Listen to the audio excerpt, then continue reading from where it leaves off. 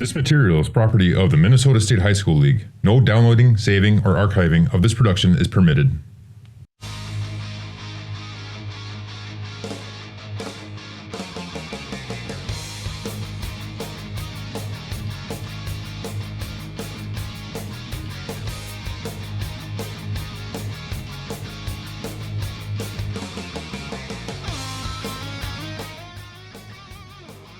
To historic Goodrich Field, and we are ready for for 6A football playoff action here. Anoka versus the Lakeville South Cougars. Boy, I'm screwing up everything. This is Jim Childs. I'm along with Hall of Fame coach Pete Hayes.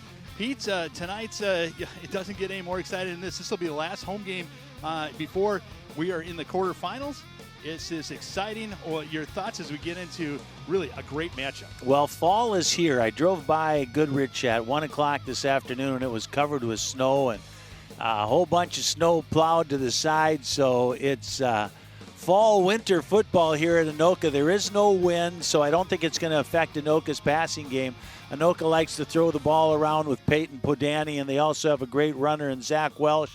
Where Lakeville South, they're going to run the ball. They have three running backs who've got over 600 yards rushing this season. So we're going to see a lot of running from Lakeville and a little bit of everything from Anoka. Should be a good one. And here comes the Tornadoes right now as Coach Bo Worstrick in his sixth year. This is his third out of the 6 years that they've had 6 wins, and the second time they've made it to the round of 16.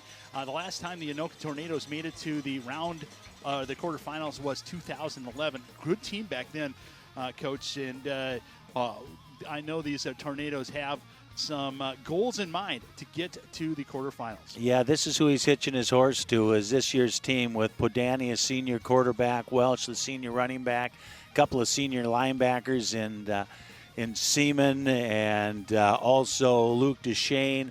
A couple of senior wide receivers that can really catch the ball. So this is the team that he really feels can go a long way, and it all starts tonight against a very good Lakeville South team. Yeah, all 16 teams that are playing tonight are playing at 7 o'clock. We'll try to give you updates. The winner will go down to Farmington next week and play the winner of the Lakeville North Champlin Park. And that should be a good matchup. We'll keep you updated tonight as we go. Thanks again for joining us tonight. This is an audio-only broadcast. The video will be up at around midnight as we get ready. We're going to listen to the national anthem, and it starts right now. We'll be back for the kickoff.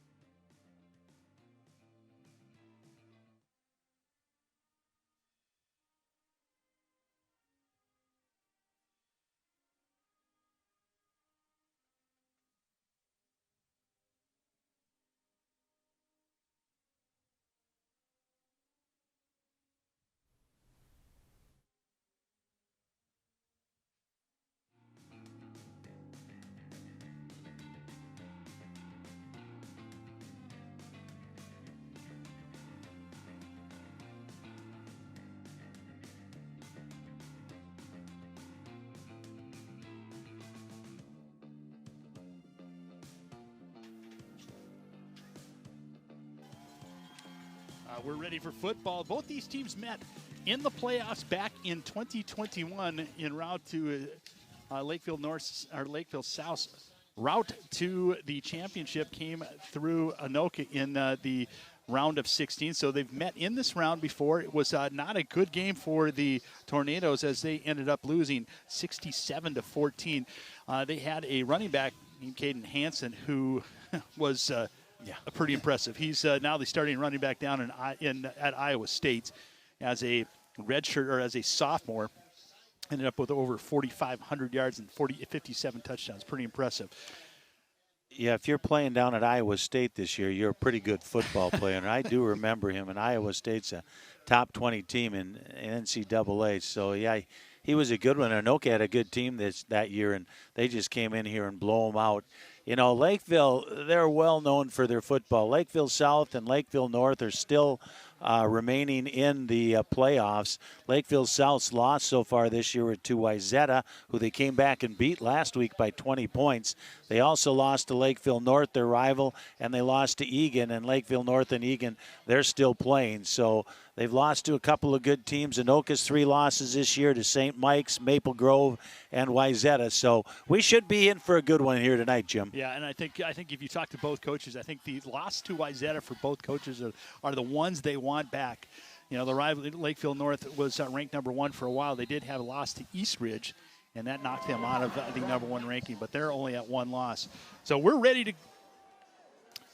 are ready to go as Matt Sigorski kicks off for the Cougars, and DeShane gets it up to around the 30-yard line. That's where the Anoka Tornadoes will start.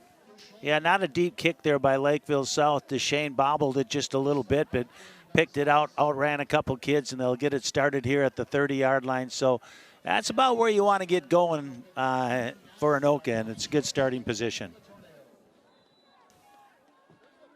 The offense comes out on their own. We're talking about Peyton Badani.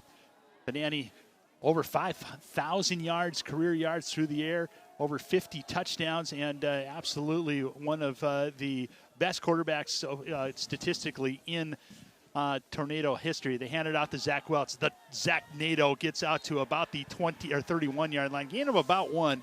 It will be second down and 9. Well, nice tackle there by Brett Johnson. He's the leading tackler, number 43 for Lakeville South. He has 55 tackles this season, so we're going to be calling his name a lot. And not a lot of people can wrap up Zach Welch, but Johnson did there. Yeah, nice tackle again, like you mentioned. Just this defense for the Cougars is solid. They run a 4-2 or a 4-3, depending on what they set. They're in a nickel right now. Welch in a pistol behind Padani. Quick throw out to Mbekwe. Mbekwe gets out to about the 38. It'll be third down and a short 1. Yeah, nice play there by Anoka. They run that a lot. And out to Mbekwe, and it's 3rd and 1 right here. I'm thinking that they could give it to Welsh and get that, but it would be a big stand by Lakeville South if they can shut this down. Yeah, we don't know where that demarcation is for 4-down territory for Anoka, but during the playoffs, you just probably are more at it than not. And hand off to Welch, he gets the first down. Gets about 2 on it. Not a lot of room up front there for the Tornadoes, but he was able to scrape out the first down. Well, I was down there on the field and saw Zach Welsh, and I'll tell you what, you better think about it before you stick your head in there with them. That kid is put together. He has some good speed. He has a low pad level, and he's a nice-looking player for the Tornadoes. Yeah, talk about like the Tasmanian Devil or the, a tornado. He's the semblance of a tornado. We'll call him Zach Nato tonight. Padani back to pass. Looking out, goes up over to Mbekwe on a quick out. He gets out to about the 48 of the Cougars. Another first down, gain of about 14. Yeah, another nice out right there. Good throw by Podani. So we're seeing right away here that the cold's not affecting Peyton Podani. Podani this year, 122 completions out of 204 passes for 1,668 yards. Yeah, and 17 touchdowns, 9 interceptions. I think that's the one disappointing thing as Anoka able to get another yard as Welch gets a rush for 1 yard. They'll be second down and 9. Yeah, Lakeville South doing a nice job here on Zach Welsh, not giving him a whole bunch of running room, but all it takes him is a little bit of a seam, and he might be able to break one. And keeping those linebackers close, too, as Padani now looks to the sideline to Bo Worstrick. It'll be second down and 9. We're just under 10 minutes here. Pedani back to pass. Welch stays in for a pack. He's under pressure. Flows out to the left. Hits Borchards right in stride. He's at first down and more up to the 25. That's a gain of about 23. Nice pitch and catch. Yeah, nice job right there by Anoka's offensive line. Mason Brent and company, big junior left tackle, but he had some time, and Borchard with those great hands pulled it in. Quick to the line as Anoka, quick handoff to Zach Welch. He comes around to the white, cuts it up, and really no real estate at all. He loses a half a yard. It would another nice tackle up front by number 51, Josh Bergen, and around with Owen Grabo. Yeah, Bergen, one of those defensive linemen for Lakeville South, and once again they're shutting Zach Welch down. So Anoka looking to go back to the air here on second down. Cougars came in with a 6-3 record. They beat Wayzata, like we had mentioned, by 20 last week. Pedani looks to the sideline to Warstrick for the go-ahead to go. And they're in the pistol, handoff to Welch right up the middle. He's got a little more room, and he runs angry. Gets up to about the 20. It's a gain of 6. Best run of the day for Welch. Well, you called that right, Jim. He ran angry on that one. You could see that. He's going, I'm done with this, getting tackled for 1 or 2. And they're off again. This is quick, and Welch gets up to around the 15, might be around the 16. It looks like another first down. Seeing some yellow out there, though. I'm guessing got a flag probably, now. Borchards is clapping his hands out there, so maybe it's against. Well, the tempo is increased. They play at a fast tempo, but these last couple of plays, they are, as soon as that ball is set, and it's against the Cougars, it'll be a first down. Ball's on the 16-yard line right now. Well, nice drive right now for Anoka, and they have their number 4 receiver in there. They did, and Caden Ban. He just came off the field. So they're spreading it out with two wide receivers on each side. Now they came back with a tight end. Pedani brings him to the line. Welch will be right to the side of him. In motion is Borchers, and they're whistling the play dead. It was a jet sweep, and it's a timeout by Anoka. Well, and it was good. It was a good call. It was a timeout because Borchers wasn't going anywhere. Yeah, he was not going anywhere. It was going to be a loss of about 5 there. So good timeout by Anoka as they're driving here early in the first quarter. This is a big drive. Turnovers on a night like tonight are going to be big, and both of these teams have good offenses. Lakeville South has that explosive offense. I was looking at their game last week, and they had 4 runs over 50 yards. So they're very explosive, and, they're an old school team. They're going to run the ball, and then they'll break one. They just wait for that. So here comes Anoka out with first down and 10.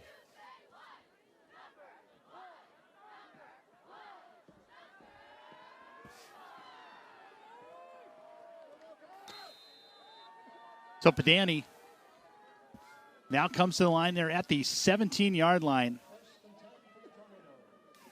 Back to Patches Pedani. Quick throw out to Mbekwe again. Another completion down to the 4-yard line.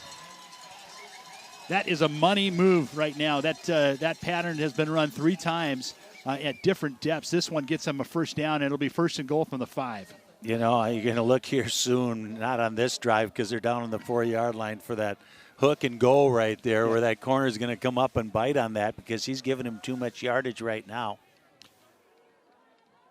Tornadoes to the line. Welch behind Pedani. Gets the handoff, rolling up front. Pushes in. He's at the goal line. Touchdown, Tornadoes. Welch on a 5-yard scrum. He actually pushed that pile about a yard and a half by himself. Great run by Welch. Touchdown, Tornadoes on the opening drive. Yeah, great touchdown. Looks like Anoka's going to go for 2 here. And Coach Bo likes to do this instead of kicking that extra point. So Anoka's going to go for 2. They got DeShane and Welch in the backfield there. It's 3 against 3 on this side. DeShane takes the snap, and he is in for 2. The Tornadoes go up 8-0 with 8:14. What a great opening drive. Yeah, great drive there by Anoka. A little pass, a little run, a little Zach Welsh, a little Mbakwe, and a whole lot of Peyton Podani.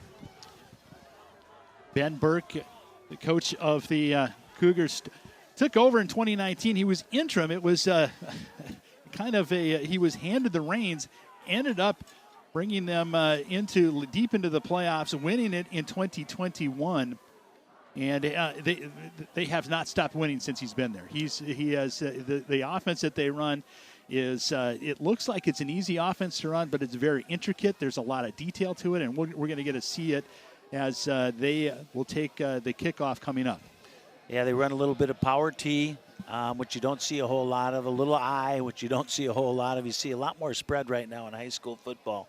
But they're old school, and they'll just pound you. So it's going to be a big defensive stand if Anoka can do it here early because they look very good on offense.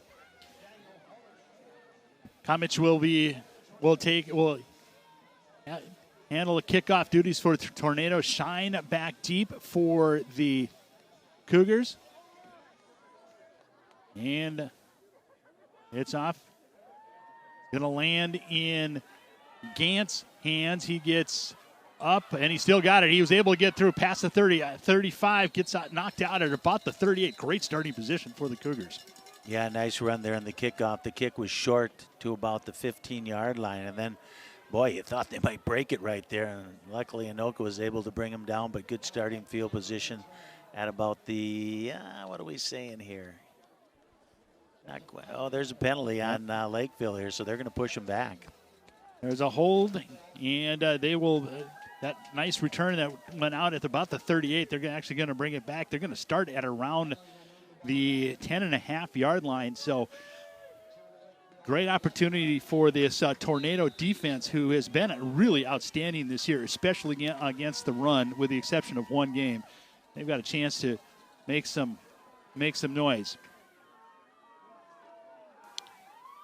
Gavin Dean with the handoff, gets it to Shine. Shine gets a nice run, brings it up to around the 17 or 18, gain of about 7. Well, that Zach Welsh is out there playing defense, too. He plays linebacker. Hasn't seen a whole lot of action this season, bringing him out right now, but they do bring him in a few of the packages, along with Luke Duchesne and Parker Seaman, a really strong linebacker core for Anoka.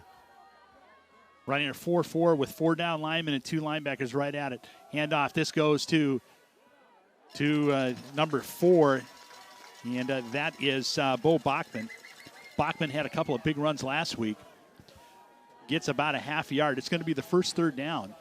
Yeah, Bachman last week, 97 yards on 9 attempts. Jonas Shine, 103 yards on 12 attempts, and Connor Chade with 172 on 12 attempts. Pretty solid numbers from different backs. Gavin Dean, 3rd down and 1.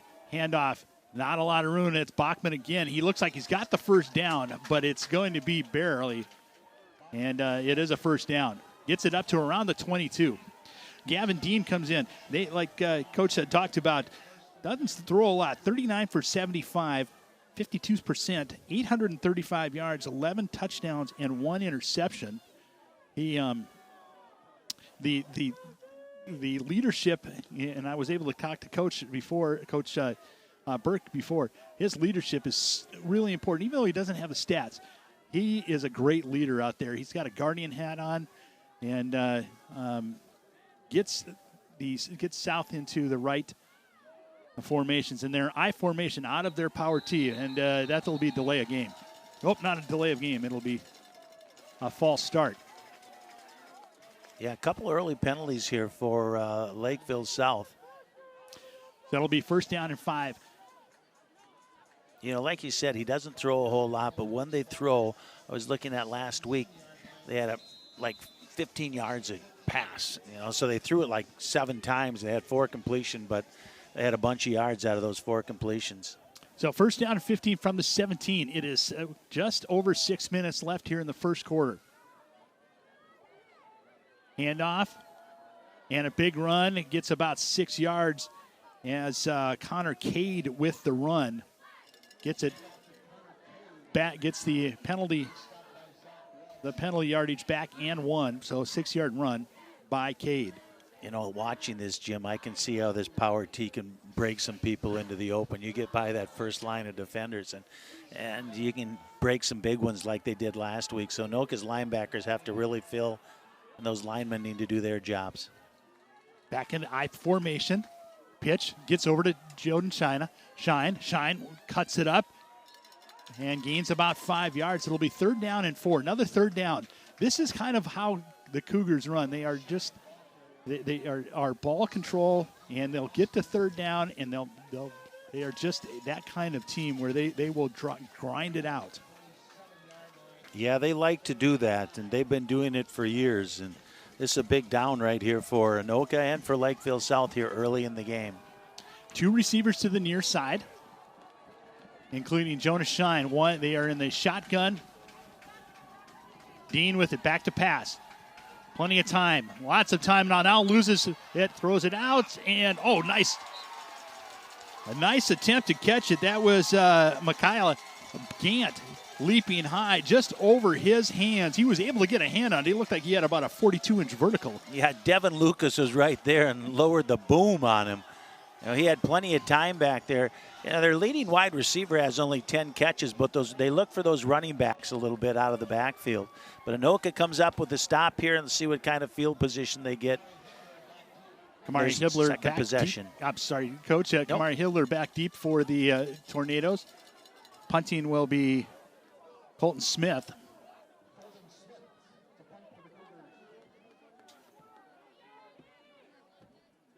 Smith with a nice punt. Hibler takes it about the 36, gets it up to around the 46. Yeah, a return of about 10. Nice return. It will be 1st and 10 from the 47. Great job by that Tornado defense. Yeah, they did a really nice job on shutting it down there. Forced them into a passing down, which they don't do that often. Came up with the defensive play and Devin Lucas, and now Anoka gets the ball back at their own 45. The offense comes back on. Up front, it's Kritz, Jorgensen, Burton, Burns, and Brent. The offensive line for the Tornadoes. Welch right behind Badani. 3 receivers to the near side. Borchers, Ban, and Beckway. Quick throw out to Borchers. Borchers takes it at the 45, gets up to about the 49 of the Cougars. Gain of about 4. It'll be 2nd down and 6. Yeah, Trey Borchers, he's a great athlete at Anoka. He had 40 catches this year, 571 yards, and he's as good as basketball player as he is as a football player.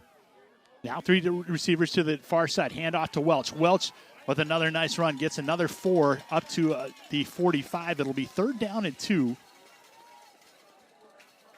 Welch picking his lane and going and just pushing it as hard as he can. Gets it up to the 45. Well, you talk about what's the range where he'll punt it. I'm almost positive that they're going on 4th down here, but they're not going to have to. It'll be close. Welch ran into it, and they're calling a 1st down. Good call, Coach. Well, I am right on that line. That's the only one I'm going to make all day, but I'm sitting right on it. So it'll be 1st down. Not a lot of 3rd downs. That's a 2nd 1st down, or 2nd 1st down for the Tornadoes on this drive. Panani looks over. They're ready to go. Panani back to pass. 3-step drop. Throwing it. Going deep for Mbekwe. And off his fingertips. He had him. Shine was in coverage, and Mbekwe was open. It just about 6 inches too far. Yeah, Shine will go both ways here a little bit for Lakeville South. You don't see a lot of kids that do that, but he's one of them along with Zach Welsh for Anoka. A couple of the kids you'll see go both ways.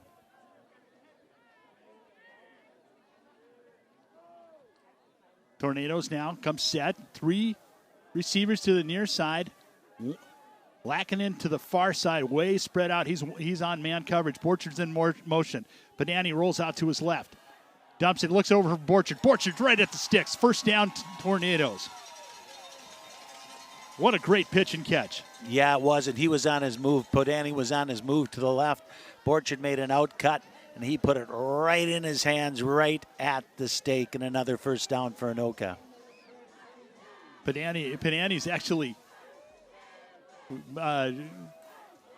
trying to get the coach's attention on some kind of sign, so we'll see if there's something that he's seeing out there. Near side is Mbekwe and Borchers. Far side is Lackinen. Handoff is Welch. Welch busts through the center, gets to the second level. Gain of about 8. Good run. Yeah, once again, Zach Welch running angry right there. Picked up about 8, I believe, on that first down. So good start here for Anoka on this second drive. You're starting to see that offensive line with the tempo be able to kind of exhort their efforts into that defense line, and they've got hands on hips already on the defensive line for the Cougars. Podani now with 2 receivers to the near side. That Borchers and Mbekwe. In motion, the tight end for the Tornadoes. Play action. Heading out to Borchers again. Great catch out to the 15. First down again. Yeah, Lakeville South has no answers for Borchers and Mbekwe. And both of them are getting pitch and catches about 10, 15-yard, 12-yard outs, and they're right in their hands. Some nice throwing by Peyton Podani. 3-year starter here at Anoka. Remember his sophomore year, he kind of switched off with Evan Frecking, but he's been the guy since then. Now Brody rush in right behind. He takes the handoff and fumble. Ball's on the ground. He's able to get it back. That is a sigh of relief coming from the stands. Pretty nice crowd on hand tonight. That one fumbled right at the feet of Brody Rush. He comes out and Welch back in. Yeah, that would not have been good for Anoka, the way that they've been driving. First time Brody Rush, the youngster's been in the game. I believe he's a sophomore, and he dropped the ball, but luckily he jumped back on it. Rush comes in with 27 carries, 109 yards, and you're right, he is a sophomore. Podani hands off to Welch. Welch has got room on the outside, cuts it in, and he's in for the touchdown. Touchdown Tornadoes, 17-yard run by Welch, second of the day. Lakeville South right now is going, what have we just run into here? You know, this is a team that Wayzata beat 2 weeks ago, and we just pounded Wayzata, and this team has taken it to us, and it looks like right now they're going to go for 2 again. Why not? You got the 2 the last time. Now they're going to come in with the kicker. See if they can go up by 15. Great job on the left side of the line. Mason Brent, Logan Burns just able to collapse the edge, and Welch did the rest. Once he got into the secondary, he was gone. Nobody's bringing him down. Tomic in for the kick. Borchers the hold, and it is blocked. So 14-0 with 1:35. And it has not been just a tornado. It's been a tsunami. Yeah, Zach Welch has been running, and the 2 wide receivers are catching the ball. The line's blocking. Came up with a big stop last time. We're going to see if they can do it again, but the Anoka defense has figured a little something out, you know, over this past week of preparation. But like I said, they're explosive, Jim, and they can break one for 50, 60 yards anytime. So Anoka's going to have to stay on their assignments and make sure that they were doing what they were doing the first time around. Yeah, absolutely. And impressive 2 drives. So far, 2 third downs that were converted for first downs, and it has been all Tornadoes so far. Comics will place the ball down. Coach, you were a special teams coach for the Tornadoes at one time. What's the key to kicking in cold weather? Well, there's not a whole lot. It's harder. It's no question harder. It's probably going to take 10 yards off of your kick here with as hard as the ball is. But you know what? You give it your best. Your teams know that that's what's going to happen, so you got to make sure you get down there and can make a tackle. It's with a nice boot, but back. That's a good boot. Boy, I tell you what, you add 10 yards onto that, and that's landing outside the end zone. It'll be a touchback as the Cougars will take over at the 20. Yeah, I think he was probably ticked off that he got that extra point blocked. So you're probably nice right. Job, you know. As a special team coach, you Might have tried to fire him up and say, "You're okay. Let's kick one into the end zone," and he sure did. Well, Gavin Dean brings it back there, back to the power tee. 3 down linemen now for the Tornadoes. Handoff goes to Bachman, and nowhere to go. DeShane with a great tackle. Was able to cut knife through the line, and no gain on the play. Maybe a half a yard, if that. But excellent play by DeShane. Yeah, DeShane, he's the leader on that defense. A senior, he's a 3-sport captain. Just a great kid. I was down there talking duck hunting with him before the game, so he was pretty calm. They go to an I formation. 2 tight ends to the far side. Handoff, and a flag comes up right off the bat, and Jonah Shine drives, gets it up to around the 26. It'll be 3rd down and 4 if the penalty, and it is going to be a procedure penalty against the Cougars. That'll mark them back. It'll be 2nd down and 14. Boy, a lot of pre-snap penalties. Yeah, that's not what South was coming in here hoping was going to happen. They're making it awful tough on themselves, and right now it looks like it's 2nd and 14. You know, I've done a lot of Lakeville South playoff games previously, and they are really well disciplined. This is uncharacteristic for this team. I think they've been a little shell-shocked from the offensive output. Dean under center. Back to pass, quick out, nothing there. Then he gets rid of it, and incomplete. Looked like he couldn't pull the trigger. He was looking for Gant on the outside, Michaela Gant, and falls incomplete. Yeah, there wasn't a whole lot there, even if he caught up. But Devin Lucas, again, the junior cornerback for Anoka, he was right there on the play. I know Devin, he's a baseball player, and he's really quick and really athletic. They go back. They'll be from the shotgun. Dean with 2 receivers to the far side. 3rd down and 14. Snap over the head. It's back at Dean in the end zone, trying to get rid of it. Throws it down. It's completed. And for a 1st down. And there goes Bo Bachman. He's in. He's loose. He's at the 25. 10. Touchdown, Cougars. What a change of events. Oh, all right. You are not kidding right there. He was scrambling for his life. Zach Welch was chasing him down in the end zone, gets it off, breaks a couple of tackles. There's that big playability, but that went from disaster to we're right back in the game. Unbelievable. You were thinking maybe a safety if he doesn't get lit. And what composure by Gavin Dean to be able to compose himself with his back to the ongoing rush, gets it off, bobbled by Bachman, and then gets loose as a 73-yard touchdown. Extra point is good by Connor Cade.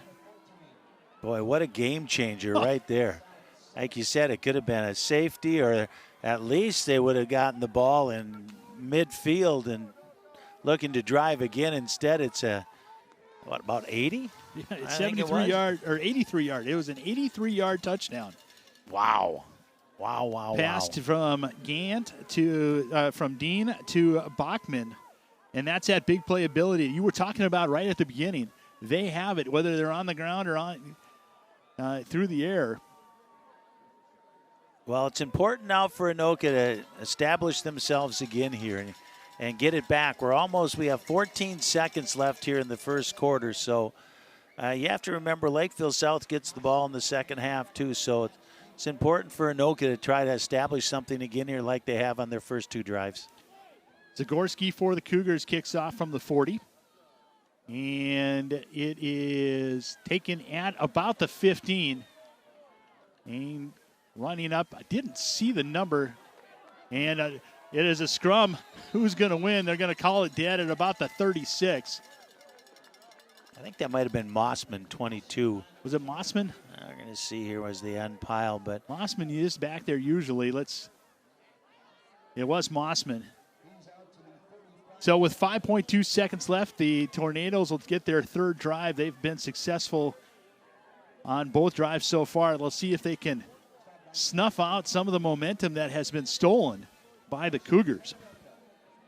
Yeah, only 5 seconds left here in the first quarter. I don't think the wind's going to make any difference. There basically is no wind down there tonight, Jim. Nope. So Padani looks at it in motion. The tight end, it goes to Welch. Welch on the outside. He's got some blocking. Gets through. Able to power through. Still on his feet. Driving. He's at midfield. Still going. Another tackle broken.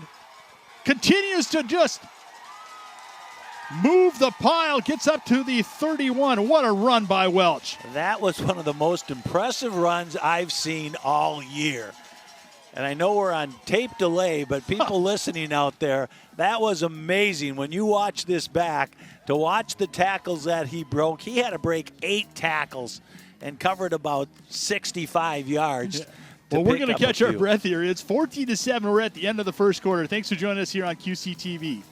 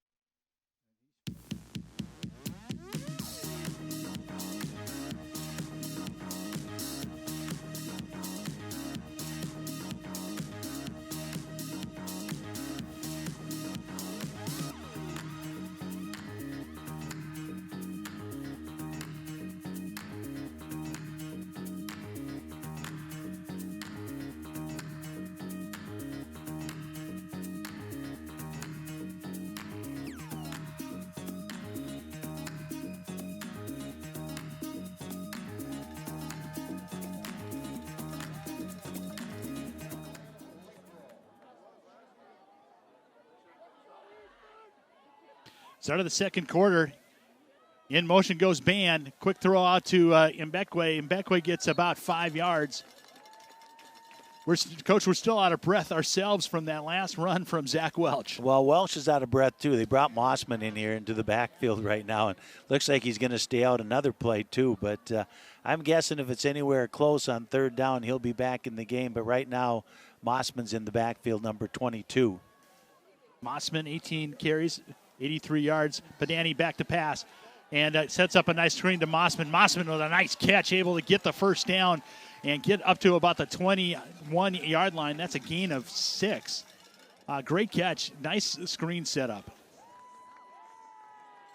Yeah, there's another first down for Anoka. And here comes Zach Welch back into the game. They're going to ride that horse.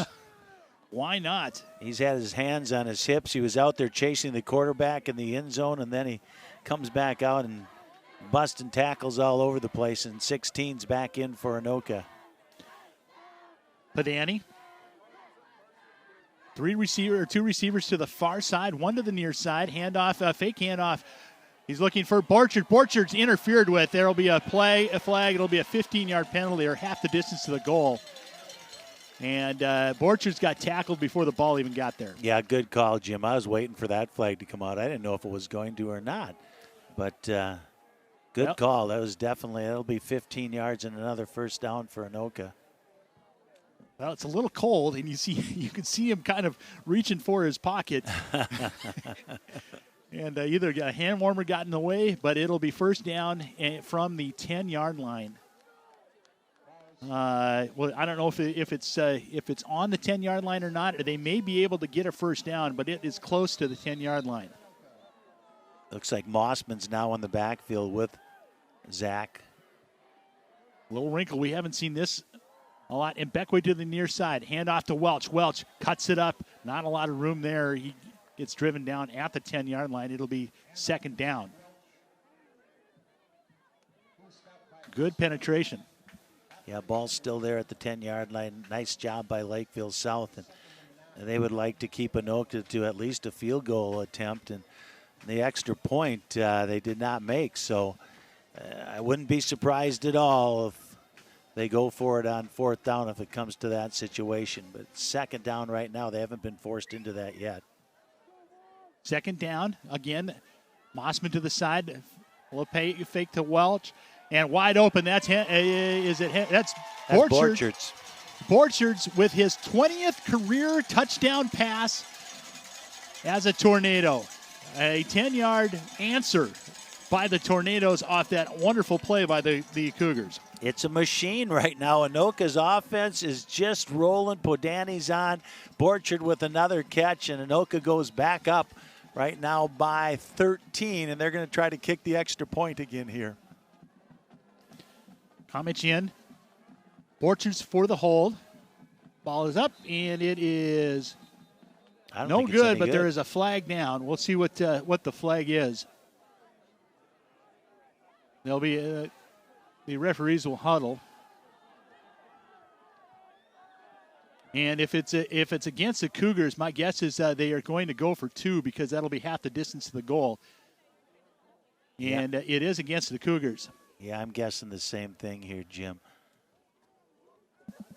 If they have a play that they can just run from under center, it'll be the way instead of that 3-on-3. That worked one time, but I would think Lakeville would smarten up on that play. So I'd like to see him go right from center. Deshane's going to go back in there. So they'll go on a Wildcat. Deshane has done a nice job running this this package for the Tornadoes. Aaron Knapp's the fullback in there. Ball's on and another flag. Another flag, and it's illegal procedure, false start. So that'll go back 5 yards, and I'm guessing we're going to kick now. There's some mileage put on the shoes of these players going in and out. Yeah, that's for sure. I got another shot here. You just got to settle down. Make sure you get your steps right. Try to elevate it a little bit more. This one's going to be from about the 15, so 25 yards out. But definitely your kicker should be able to make this. You got to get it up in the air, though. Comich. Ready. Snap.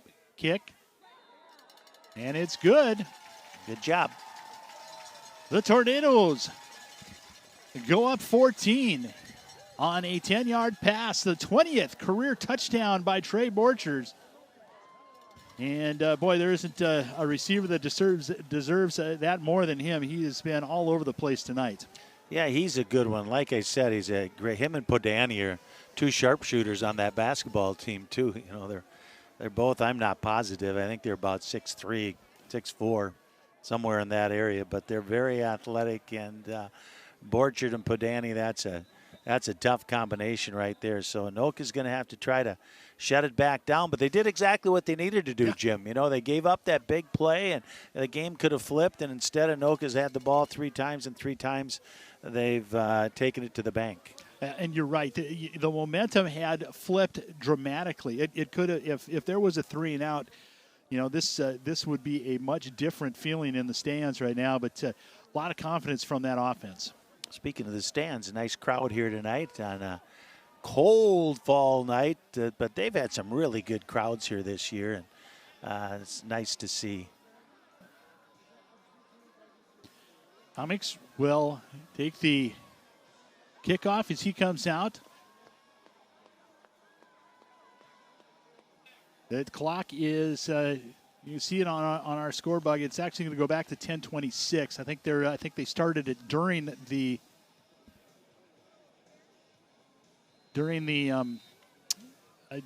kick or during the extra point.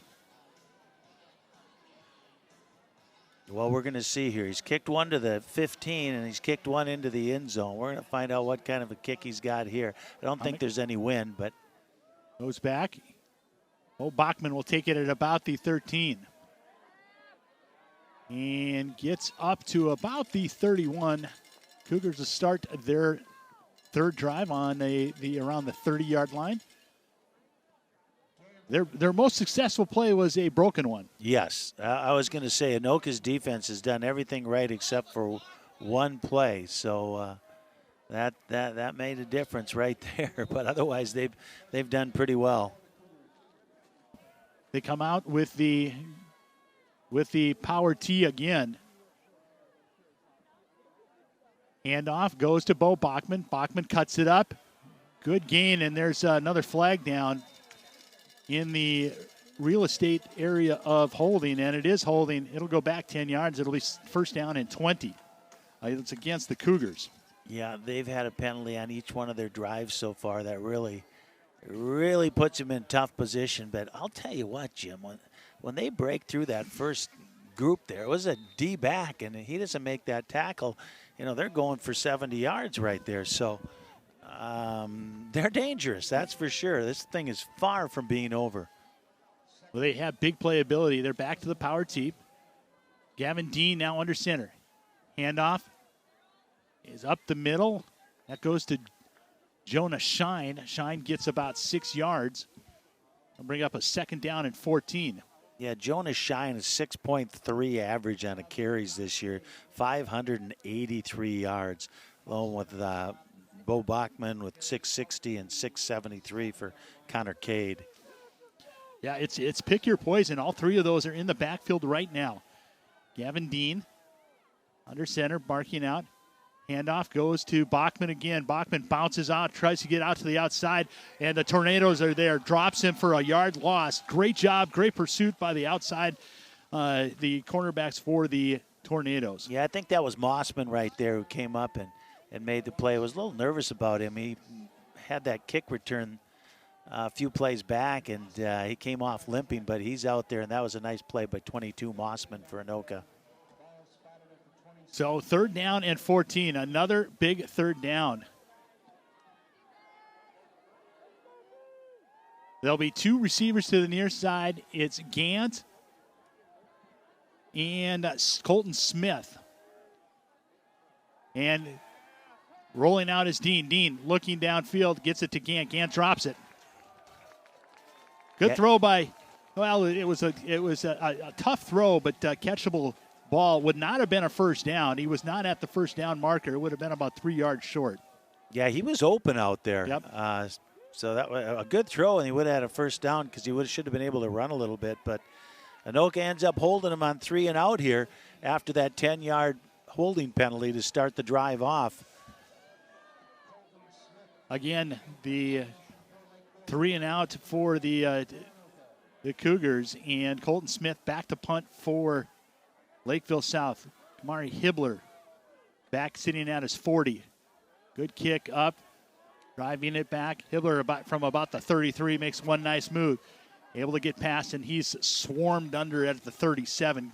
Return of about 4, but not bad field position again. That if we were going to do a field position winner, it would be the Tornadoes so far by far. Yeah, no question. Did a nice job back there, Hibbler.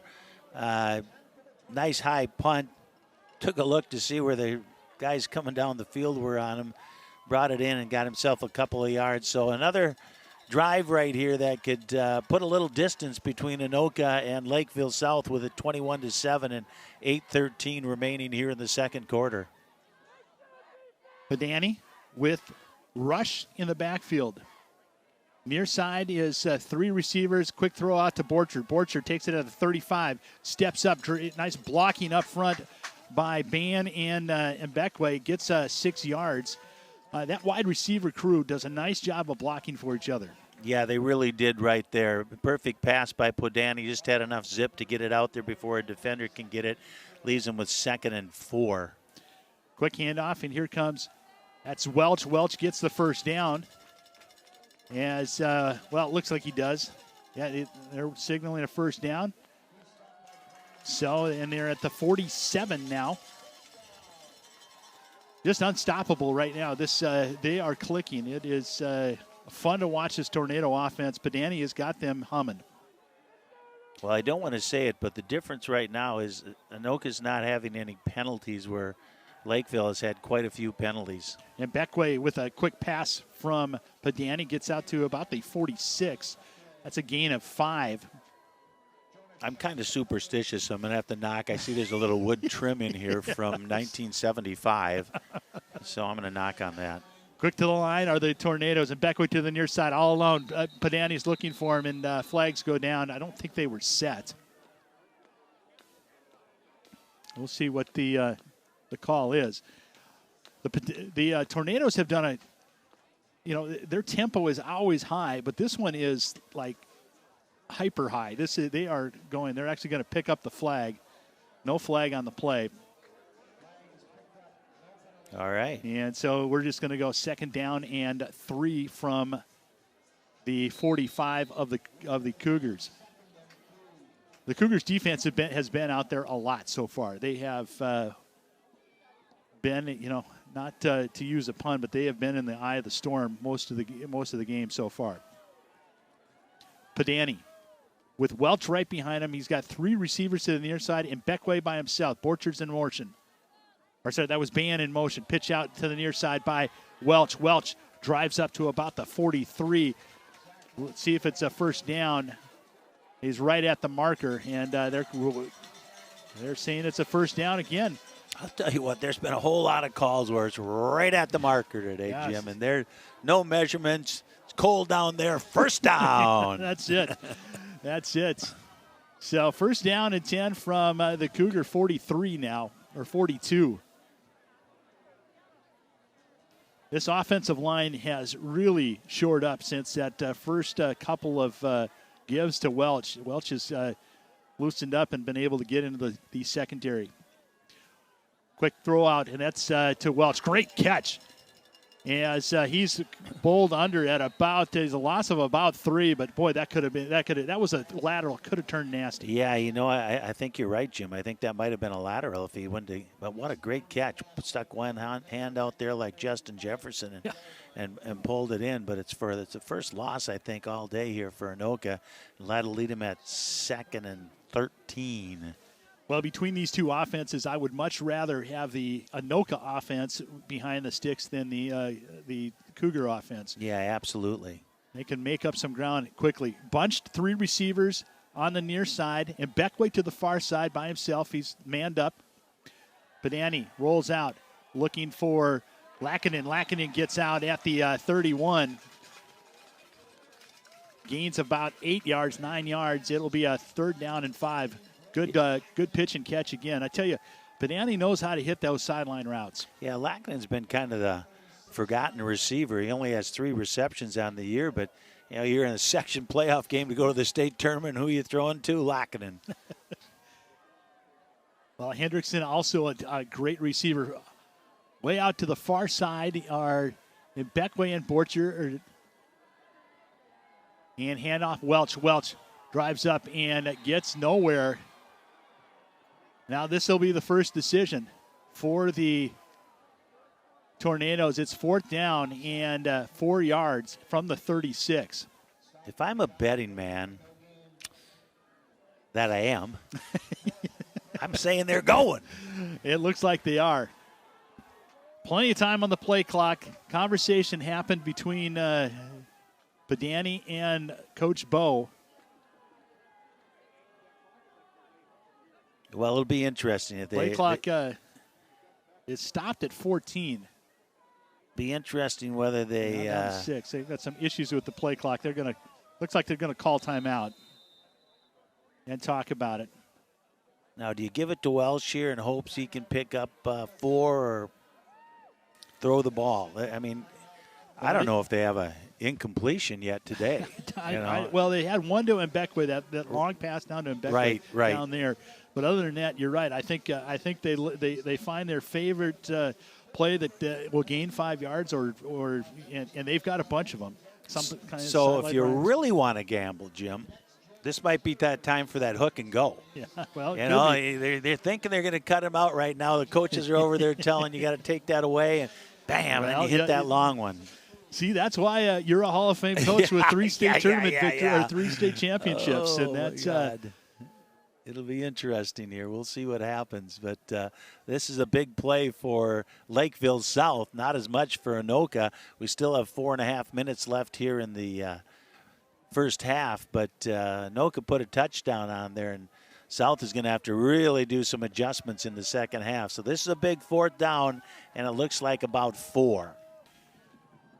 So Padani comes in, brings the Tornadoes out. Welch right next to him. Bannon and Beckway to the near side. 2 receivers to the far side. One of them's Borchard. So they're changing the play at the line here. Padani, who ran last week quite a bit. There's an offsides on the Cougars. There's the freebie. There it is right there. You want to gamble? That's it. Let's see. Let's make sure that it's not a it's going to be a procedure against the Tornadoes. Oh, it is. Wow. And so that's going to be 4th and 4. 4th and 3 goes to a 4th and 8. Wow. Well, that makes a little difference, and then we'll see if they're going to punt the ball now or if they're going to keep going. And looks like they're going to go with it. They had one of the defensive linemen had jumped, and if he was forced to jump, I believe that was Owen Graybaugh. Yeah, there was no doubt about it. He jumped. Yeah, but some movement right off the bat. Padani now looks over to Coach Bowe. In motion is Trey Borchards. Padani rolls out to the right. And there will be a hold. Doesn't matter what this is. And it is intercepted by Shine, or it's caught by Mbekwe. We don't know. Nonetheless, it won't be a first down. And actually, they are saying it's an intercepted by Jonah Shine at the 36-yard line. There's a hold still to be called against the Tornadoes. Well, I'm guessing they're going to take the ball probably right at the line of scrimmage. They'll won't take the interception. So they're going to. So the Cougars will get the ball back. Their defense finally stops the Tornadoes for the first time in 4 tries, and they've got plenty of time to get down and cut this lead. So they put the ball where the interception was. Yep. So there's still 4 minutes and 23 seconds left here in the first half. Lakeville South looking to cut this to 1 touchdown. Gavin Dean from the gun. Hand off to Jonah Shine and gets another flag comes rolling in right there again. Boy, I tell you what. Well, I was waiting for that one, Jim. He tackled him. Yeah, the Anoka kid was going to make the tackle, and he was tackled by the Lakeville South lineman. So good call by the officials. And once again, they're behind the chains. And another first down penalty to start a drive out. I can imagine Coach Burke is probably can't wait to get to halftime to be able to have a little conversation about execution. Yeah, absolutely. And it seems to be on first down all the time. Yeah, or the first play of a drive. So they go to the I formation. Many different formations by the Lakeville South team. Dean under center. Pitch out to Jonah Shine. Shine cuts it up and runs right into the blocker that had Knapp. Knapp, great job by the linebacker Knapp to be able to push his blocker right into Shine. Gets an assist on that tackle. Yeah, nice job by Anoka to string that play out. Gang tackled out there, and it looks like it's 2nd and 19 here for Lakeville South. We'll watch to see if it goes to 3rd down, whether Anoka calls a timeout if they're still behind the chains. 2 to the near side is Jonah Shine and Gant to the near side as receivers. Swanson or Connor Cade in the backfield with Dean. Dean back to pass, rolls out to his right. Trying deep, he's got Shine open, and Shine drops it at the 25. He was in the clear. Oh, he's going to see that one in his dreams tonight. Oh, my. I took a look, and I couldn't believe how far behind the defenders he was. And like you say, they don't throw the ball very much. He probably could have ran for the first down on that one. So he had a couple of options. So now I know why he throws it, but oh my you need word. to catch that ball right there. That one hit Shine right in the numbers, and they're going for it on 4th down. We'll see if there's some kind of punt, but I think it's third, Jim. oh, it's third down. Yep, My third bad. 19. Yeah, it's completely my fault on that one. As soon as you said that, I'm going, there's no way. They can't. Yeah, I was. And we got another penalty. Boy, I tell you what, this has been a mess right now. Lakeville South is just not executing the way that I've seen them execute in the past. They'll move back 5 yards on the procedure. There's not a lot of plays for 3rd and 24, although they had one in the first half here already. Yes, Let's hike it over his head and have him run back and then just chuck it up. And that seemed to have worked. That was a scoring play to Bachman, a 83-yard touchdown. As Shine and Ganter to the near side. I'm guessing we'll get a timeout if they don't get a first down here. Yeah, I am sure. Going deep, looking for a nice catch. He caught it. Unbelievable. That's Borchard again. Bo Borchard with an excellent catch. And that throw by Gavin Dean landed right in the shirt pocket. Boy, I tell you, that was a great pass right there. About 35 yards in the air and right where it had to be. Good coverage by Anoka. But South works out of it again. Yes, they do. It's a handoff up the middle. And that goes to number 28, Connor Cade. Gains about 1 yard. Well, this they don't, like you had mentioned, they don't throw it very often. But when they have, Dean has looked great. He looks really good back there. And Anoka right now, instead of getting the ball back and looking to score, they got to try to keep Lakeville South out of the end zone here with 2 minutes left. 2nd and 9 from the 44. Back to pass is Dean. Dean looking on the far side and just off the fingertips. He was looking for Jonah Shine. That one just a little bit too far on a wheel route. Shine was on a wheel route out of the backfield. And lands incomplete. You know, Shine's got some reception yards this year, but doesn't quite look like Bo Bachman. Did I say that right? Bo Bachman? Bachman on catching the ball. He's made a couple of really nice catches and a couple opportunities right there for 26. Jonas Shine for Lakeville South. That one he was covered a little bit better. Colton Smith, wide receiver, only one out on the near side there in an I formation with Hayden Egger, the fullback, and we've got a timeout by Anoka with 1:55 left. They want to take after the last couple of third downs when they've been able to execute 3rd and long, and they want to talk about this one. Yeah, I'm sure they're making sure right now. I can see Coach Hale down there, the defensive back coach, talking to those guys, making sure people aren't getting behind you because they have a couple times here in the last couple of minutes. So you can't let Lakeville South get in the end zone here at the end. Anoka's dominated the first half, and if they get in the end zone, they're only down by a touchdown. That would be a good sign for Lakeville South. So we'll see what kind of defense Anoka comes up with, and I'm guessing that Gavin Dean's going to throw the ball here a little bit. Gavin Dean hasn't been, like we mentioned, they're only averaging about 93 yards a game as far as passing yards. They gained 83 on one so far this game.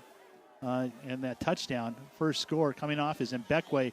Now back to the power T. They're probably in 4-down territory. And Dean holds on to it. He's got his tight end wide open. And first down to the 13-yard line.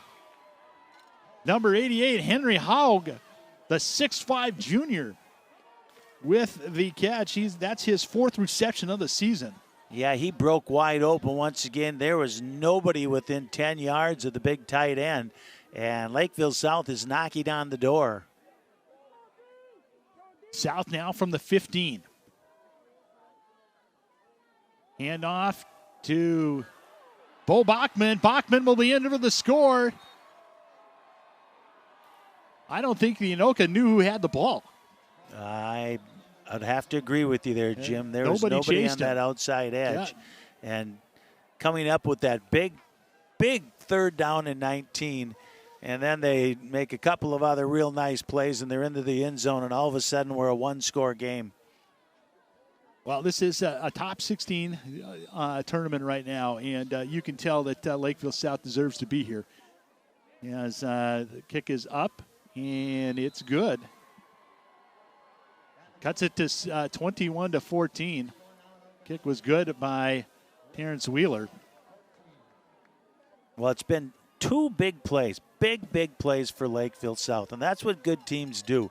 One of them was a 3rd and 19, and they got a first down out of it right here before half, and the other one was a hike over the quarterback's head and an 84-yard touchdown. So they're hanging in there, and we'll see what Anoka does here with 1:27 left in the first half. If there was one thing that the South probably wanted to do is they wanted to drive a little bit more time off that clock and not give that much time to Pedani and this potent offense for the Tornadoes. Yeah, and South deferred in the first half, so they will be getting the ball in the second half.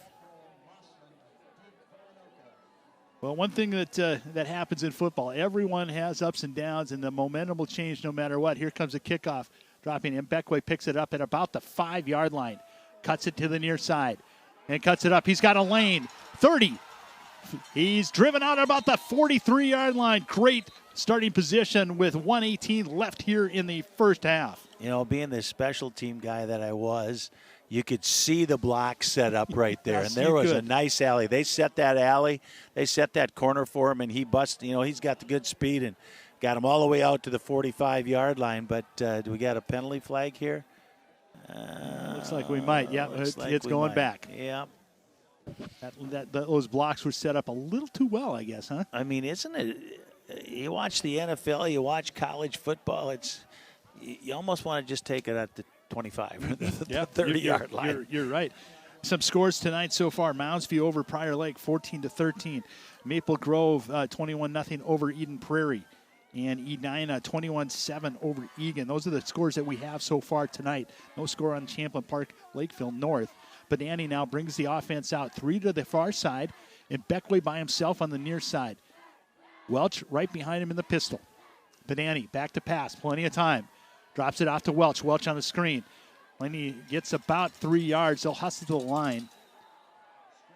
And actually, looks like we have a timeout. Timeout by South. Well, they have all three of them, so they're going to see what happens on this play right here.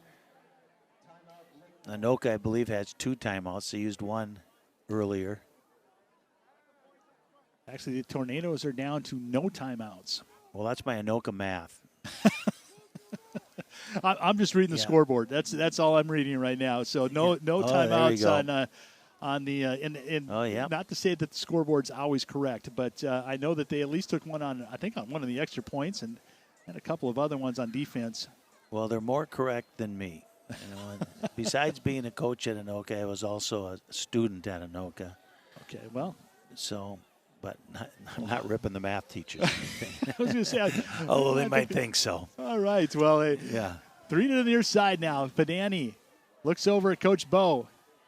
Quick pitch out, gets it out to Borchard. Borchard cuts it up. Good blocking again up front. Gets it up to the 25 and runs into a wall. That wall is number 5 for the Cougars, and that is Carson Walker.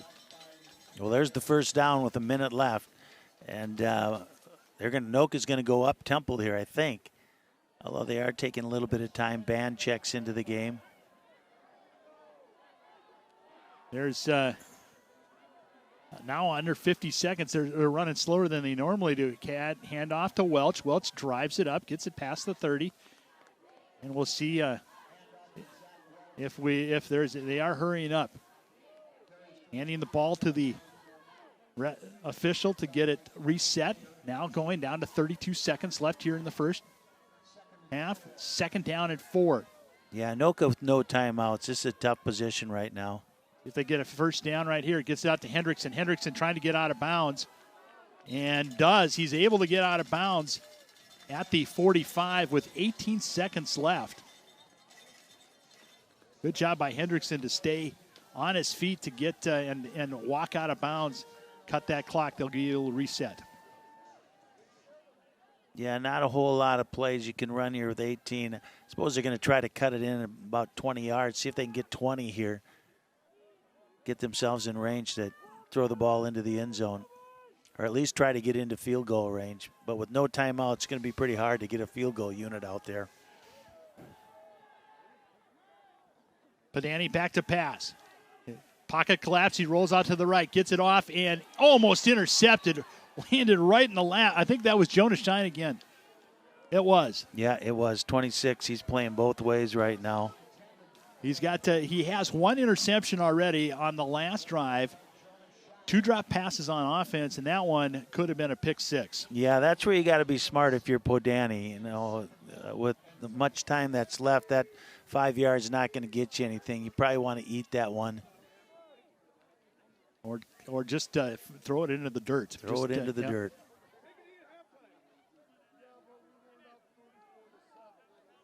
I'm guessing they're going to hand the ball off to Welsh here with 12 seconds left. Nope. Play action. Padani looks at a wheel rock to Welch, and he's blowing up as he catches it. Welch is hurt. He got hit hard by Gant. Malachi Gant, as Welch was looking back, and Welch is still down. We're gonna have an injury timeout, I believe. It'll be 3rd down and 10. Yeah, he might have just got the wind knocked out of him. He's up there. He got popped in the chest pretty good, but he's a tough kid, and he's back up, and helmet's off, and he'll be a little bit more frustrated he didn't catch the ball. Right, I think he is too. So Padani now with 7.5 seconds left. 3 to the far side. 3 down linemen for the Cougars. Gets it out to Beckway. Beckway able to step out of bounds at the 40 with 3.7. Enough time to get now. They're in place where they can get possibly a Hail Mary or some kind of long pass downfield. See if they can get a pass interference and reset for one more play. They've got a lot of yardage this first half. They certainly have. To see those stats, but they have a lot of yards up on the board. So Padani now with 3.7 seconds left. Mossman is in for Welch. He'll be right behind Hendrickson to the far side. He's by himself. Padani drops it over to Mossman. Mossman cuts it up.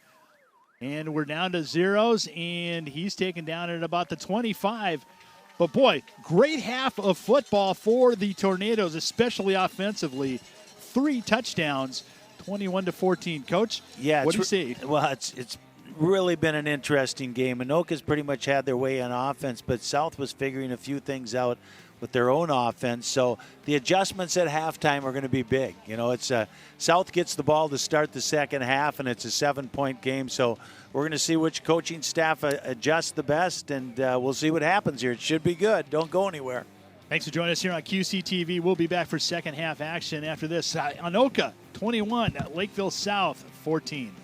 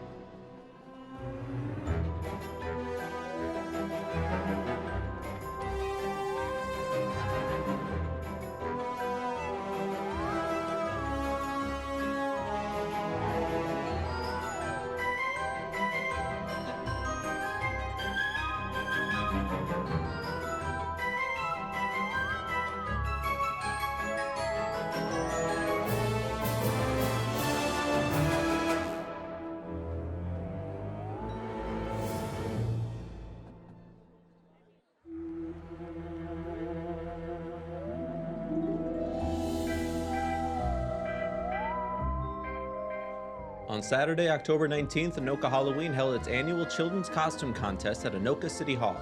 The contest was hosted by Anoka Halloween and presented by the Anoka Royal Ambassadors. Kids ages 0 through 5 from around the city showed up as their favorite characters in Ghouls and Goblins, along with some great family collaborative costumes. Prizes were had by all, and contest winners received a medal and an invite to ride in the Grand Aid Parade in the Big Parade of Little People the following Friday and Saturday. Make sure to follow Anoka Halloween on Facebook to learn how you can register your child for next year's competition. And you can catch these costumes in the Grand Day Parade this Saturday at 1 p.m. live on QCTV.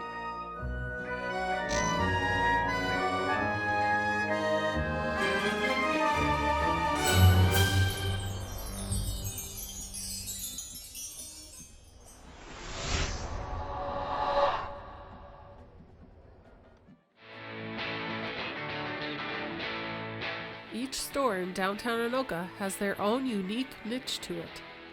Hi, I'm Gina Schupanitz, and we are at Favorite Things in downtown Anoka on Main Street.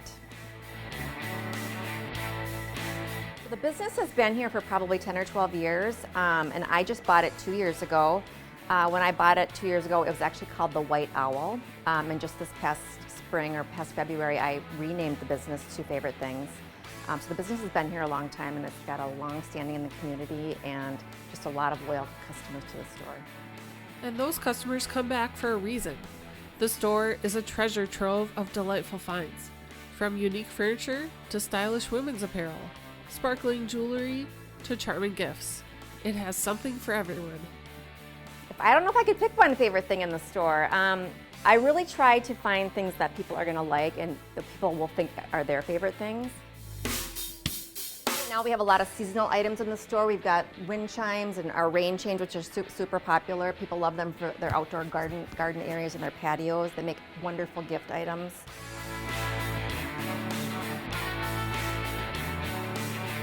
And then, during the seasons, we change out the decor too. So every season we have new items. So in the fall, you'll see a lot of fall decor. And then, of course, during the holidays, this store becomes just a mecca of Christmas items. So I would say if you haven't shopped here, make sure you come back and check it out each season, because you definitely will see something new every time you come in.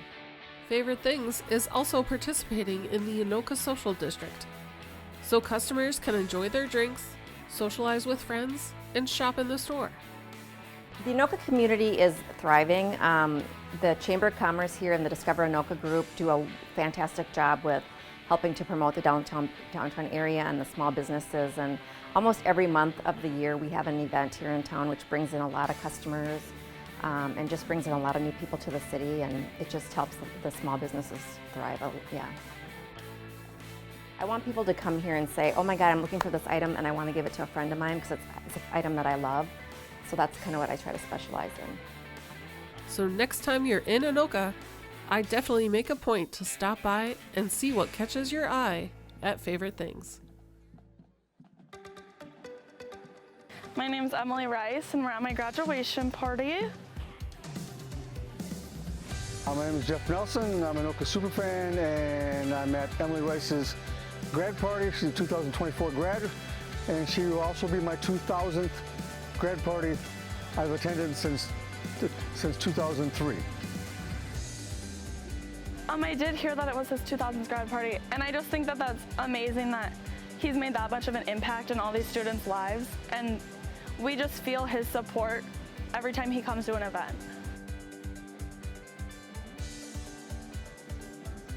Okay, my record in 1 year is 29 in one day. 29 in 1 day. I started, this was in 2017. I started at 9 o'clock in the morning, got to my last one at 10 o'clock at night, and put 186 miles on my car. In 2018, I went to 192, and 175 were in June, so there were weekends I was doing 50 plus a weekend. And then in 2020, which was supposed to be a down year, I still got to 182. I think he really is like a light. Seeing him at like all the events, and he's just there to support no matter what it is. And even if he doesn't know who you are, like he's still there to support you. And most of the time he will learn who you are. Well, enjoy their high school because it goes. I mean, they think like the parents and the kids. They think they have, you know, when they're freshmen, they think they have a long time, but it's just it goes very, very fast. It just flies by, and before you know it, they're having this get ready for the grad party and graduation and all this, and yeah, it's just enjoy it while you got it because it goes by very, very fast. Yeah, I have seen him. He's been at most of the ones I went to, and he stays for most of the time, and a lot of people know him, even like parents and all that. You're kind of a grad party expert, being at so many parties. What's the key to a good grad party? What do we need? Okay, I'm gonna me showing up. No, no. Just to make sure you have a graduation party. Some people they want to do other things, but whatever they want to do, you only have a grad party once. You know, everything else will always be there, but this is the only time for a graduation party, and it's a big deal.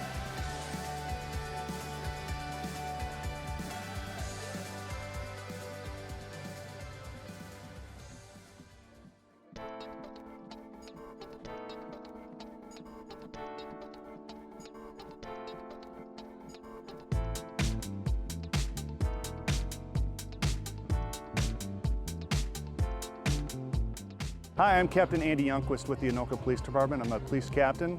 We're here at the 2024 Safety Fair at George Enlow Park in Anoka. This is our 7th annual Safety Fair. Basically what the Safety Fair consists of is getting a lot of youth together at the beginning of the summer when they're out of school, maybe less supervision at home, and trying to teach different safety areas of concern. Joining us today at the Safety Fair is obviously the police, the fire department. We also have emergency communications, the people that answer the phone when you call 911. We have ACBC Food Shelf. We have water safety being provided here by the Anoka Aquatic Center. We have Alina Health here doing brain games with our kids. We have poison control. We have Fifth Avenue Dental, child and teen checkups being Anoka County Community Health. We have Maria's Voice, who are domestic violence advocates for victims. We have the Minnesota Safety Control. The FBI is here. Also, emergency preparedness through Anoka County Emergency Management. And we have Metropolitan Mosquito Control, as well as Operation Lifesaver.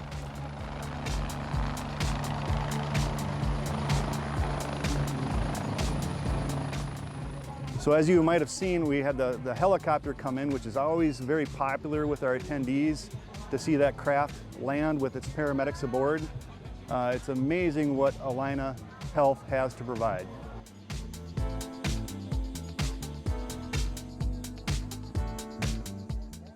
The City of Anoka Police Department does this event to engage our community in those conversations that need to be had about safety. And that's why we bring up several different disciplines in to actually introduce to our youth and our parents that are attending in regards to things that they need to pay attention to. We always do it at the beginning of the summer so that we're getting those kids out of school. So we really try to introduce those important subjects so that they're prepared and they know what to do in case of an emergency. When our attendees walk away from this, we want them to know that we are a city that's ready to respond to emergencies. We want them to know what tools and organizations are in our city to respond to emergencies. We want them to take knowledge away, ultimately when they walk away from here, in case that emergency happens, that they know what to do, who to call, how to respond, and be their own advocate in a case of an emergency.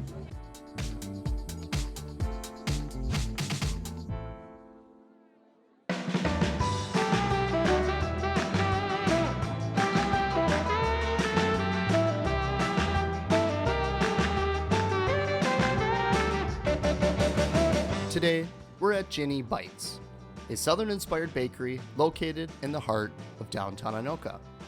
Oh hey look, here's Ginny herself. Welcome to Ginny Bites. AKA Virginia Loudon. I feel like what I bring to Anoka is just more of that home-cooked, from-scratch vibe. It's not It's not showy, it's not flashy, but like if you were to go sit down at the table with your grandma and have a cup of coffee in the South, you know, she's gonna bring you out this fresh baked slice of pie or a delicious bar that she's just whipped up.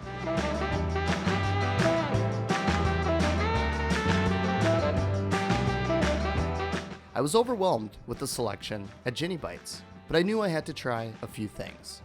So I opted for the tomato soup cake, more on that later, and the Nutella stuffed chocolate chip cookie. Virginia pretended to hand it to me, but she actually doesn't do that. Instead, she wraps it up nice in this newspaper wrapping. I could not wait to dive into this thing. I mean, look at the majestic Nutella pulp.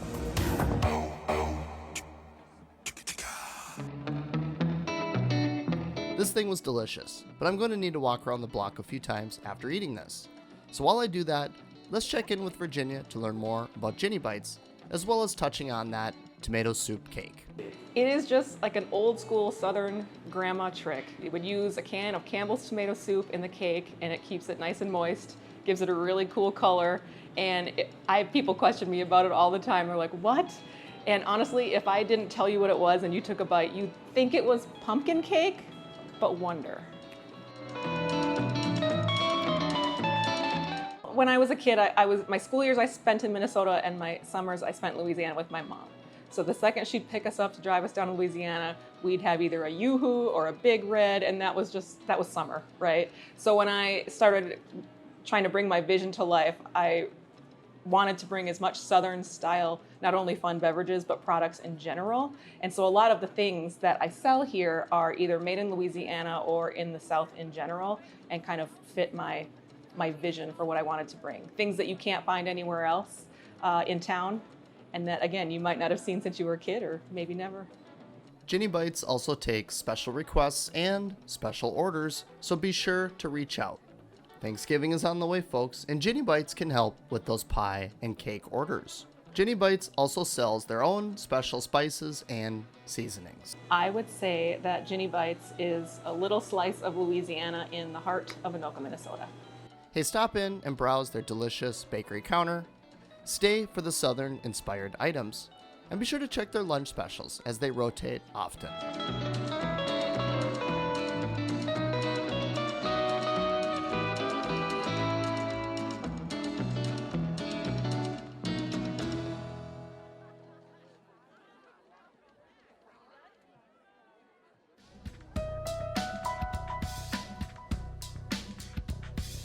Hi, my name is Nicole Kronzer, and I'm the author of this book, The Roof Over Our Heads.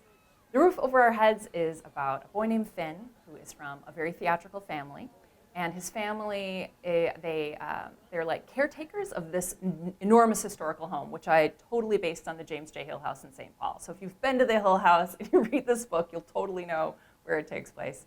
So the plot of the book is that the roof starts leaking, and the family's going to have to, vacate the house. The owners want to sell the house. And so what they do is they gather up all their friends and they dress everyone up like it's 1891, and they put on a play to save the house.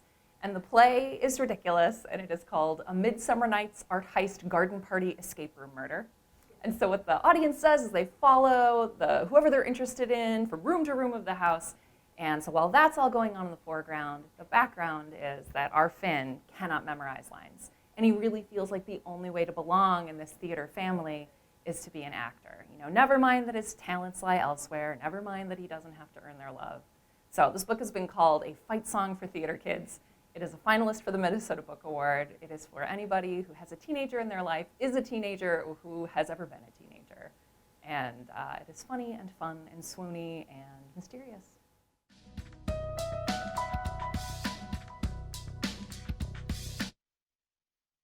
In a world where physical health often takes the spotlight, it's easy to overlook an equally important aspect of our well-being, mental health. Yet despite its significance, mental health is often stigmatized, misunderstood, or simply neglected. From creating awareness to offering education and community wellness grants, to hosting our annual 5K walk for mental wellness, the Mental Wellness Campaign for Anoka County is creating a community where mental health is as important as physical health. Let's break the silence, erase the stigma, and prioritize mental health. Together, we can create a world where everyone feels supported, understood, and empowered to live their best lives. The Mental Wellness Campaign for Anoka County, your mental health matters. Did you know that every day, millions of children around the world go to bed hungry? At Feed My Starving Children, we're working hard to change that. But we can't do it alone. We need your help. It's a fun, rewarding, and impactful way to spend your time. Plus, it's something you can do with friends, family, or even your coworkers. Ages 5 and up and all abilities are welcome. We take care of you every step of the way, from greeting you at the door, increasing your understanding of the impact of world hunger, to specific volunteer roles. We're here to serve you. And together, we'll celebrate the powerful impact you've made in less than 2 hours. So join us at FMSC Coon Rapids and be part of something bigger than yourself. Find more details and sign up for a volunteer slot at fmsc.org/volunteer. Together, we can feed every child until all are fed.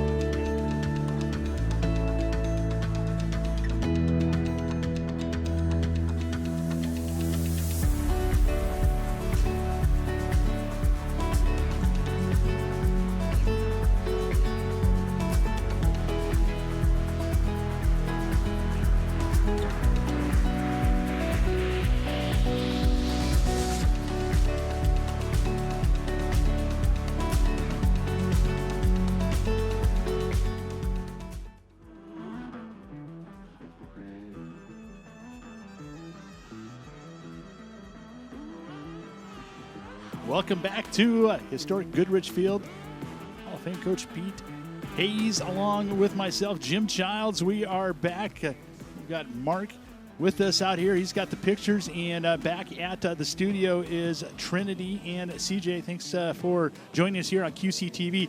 First half action, the Tornadoes came out buzzing on offense, Coach, and boy, I tell you what, they look good. Yeah, they really did. They were very balanced attack, running with Zach Welsh, and Padani was throwing to his two top receivers, and everything they did was working out well. Lakeville South, on the other hand, a lot of penalties in that first half, but came up with a couple of big plays where Gavin Dean dropped one in the bucket on a 3rd and 19, scrambled on one out of his own end zone for an 84-yard touchdown pass, and that's been the difference in the game right now. Otherwise, Anoka would be up big, but instead it's 21-14, and Lakeville South's going to get the ball to start the second half. That's football. Yeah, if you're Coach Burke for Lakeville South, you're probably saying, hey, listen, everything could have gone wrong, and we're only down a touchdown. On the other side, Coach Bo Wosrick, I'm sure he said, listen, keep doing what you're doing. Let's make sure that that offense still keeps clicking. Let's not forget our identity on defense and make sure that we're wrapping up. When they decide to tackle, they've done a great job. And they have, it's been really an excellent first half for the Tornadoes. Yeah, this has been a big play offense. This Lakeville South last week against Wayzata, as I said earlier, they had 4 plays of 50-plus yard, and they were runs. They've had one run of about 25 yards here for their second touchdown. Other than that, Anoka's kept them under 10 on every carry. So Anoka's doing a good job. Their defensive linemen are taking on their people, filling gaps for those defensive backs and linebackers. So Anoka needs to keep doing the same thing and on offense and defense.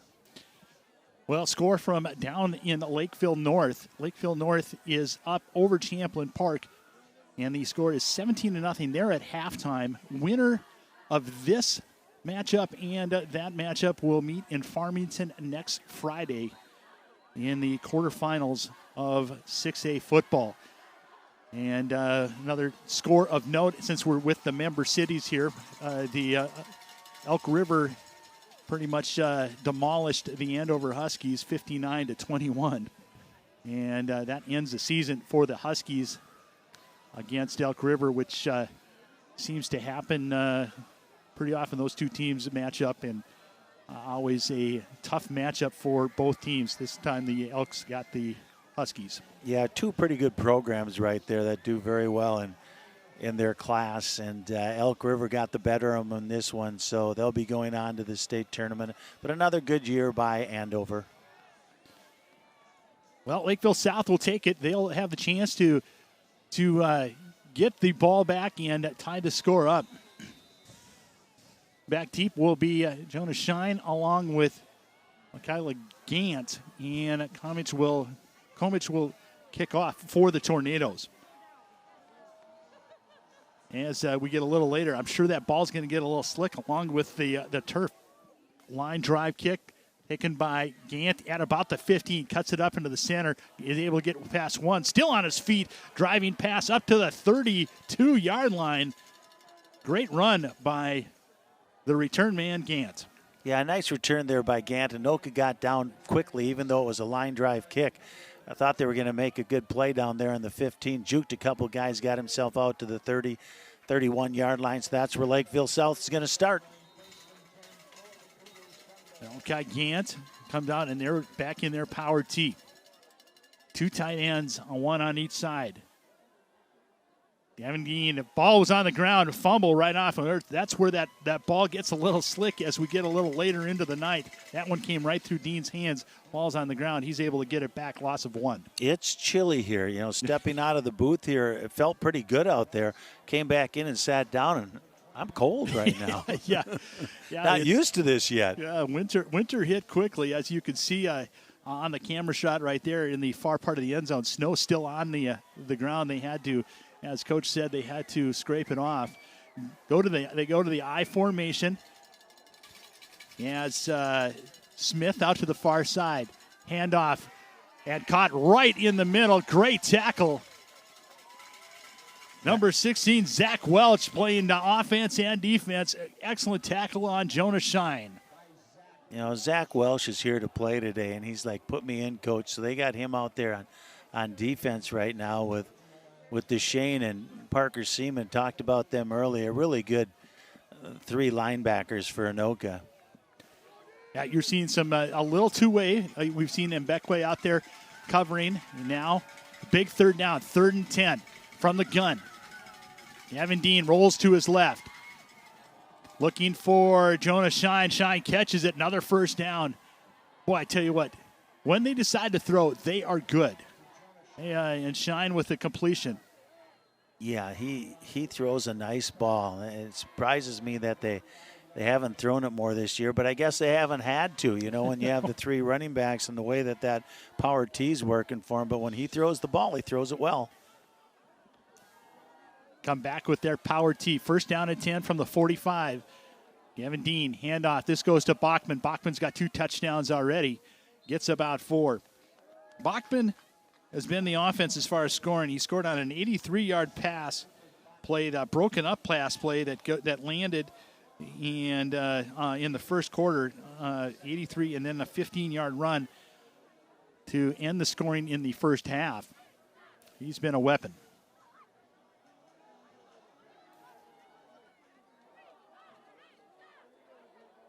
Dean now, second down at 6. Still in the power tee. Looks over to the coach as they change some things up. Gets different blocking protections and schemes up front. Hand off to Bachman again. Bachman, and he's driven down. Good tackle by DeShane, and Welch gets another 4. It'll be 3rd down and 2. Yeah, all 3 of those linebackers were in on that play, and it's a big 3rd down. I wouldn't be surprised if Lakeville South, this is 4-down territory for them, especially with that power tee, and as well as it's running right now, they seem to get a couple yards on every handoff. Milwaukee and Starks in now for the Tornadoes. Dean is good at with the cadences. We'll see if they try to draw. This is the first time they really had a 3rd down and short. They've been behind the sticks most of the night. Handoff. This one's to Shine. Shine cuts it up. 1st down and gets about an extra 2. It'll be 1st down and 10 from the 43 of the Tornadoes. Well, nice job by Lakeville South. After their first play went for -2, they picked up 11 yards on the next 2 plays. So they'll stay in that power tee until Anoka shows they can stop it, which they did in the first half, but and probably made a few adjustments here in the second half. The long execution on 3rd down has really kept Lakeville South on it. Pitch out to Bachman. Bachman cuts it up, bounces off one tackler, gets a nice gain of about 7 up to the 43, or I'm sorry, the 37. Yeah, Bachman is not the biggest guy, but looks sturdy. He looks like a strong kid, but he's on the shorter side, but he has some good power and some good giddy up. 5'9", 190 pounds. Senior. Now they go to the I. Bring in Hayden Egner as a fullback, and they've got Connor Cade behind. Smith to the near side. Receiver far side for Gavin Dean. Gavin Dean.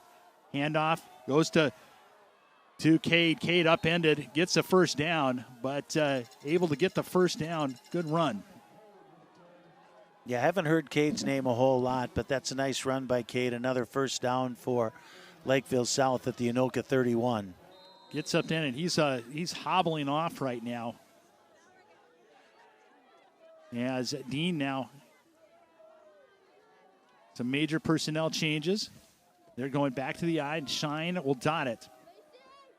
Bachman off the tight end, and Colton Smith to the far side as a receiver. Pitch out to Shine. Shine cuts it up, and he's through. Good head-on collision, but after a gain of 7, nice tackle in the backfield, and the tackler not getting up quite yet and that's Mossman. I think Mossman is down. Yeah, he cut into that hole with some good speed, but then he punished Mossman right there. Nice job by Mossman coming up to make the tackle, but he's still down on the turf, hoping that he's okay. Big part of this Anoka defense. Mossman might have just got the wind knocked out of him, but boy, he took the brunt of that hit. A good tackle.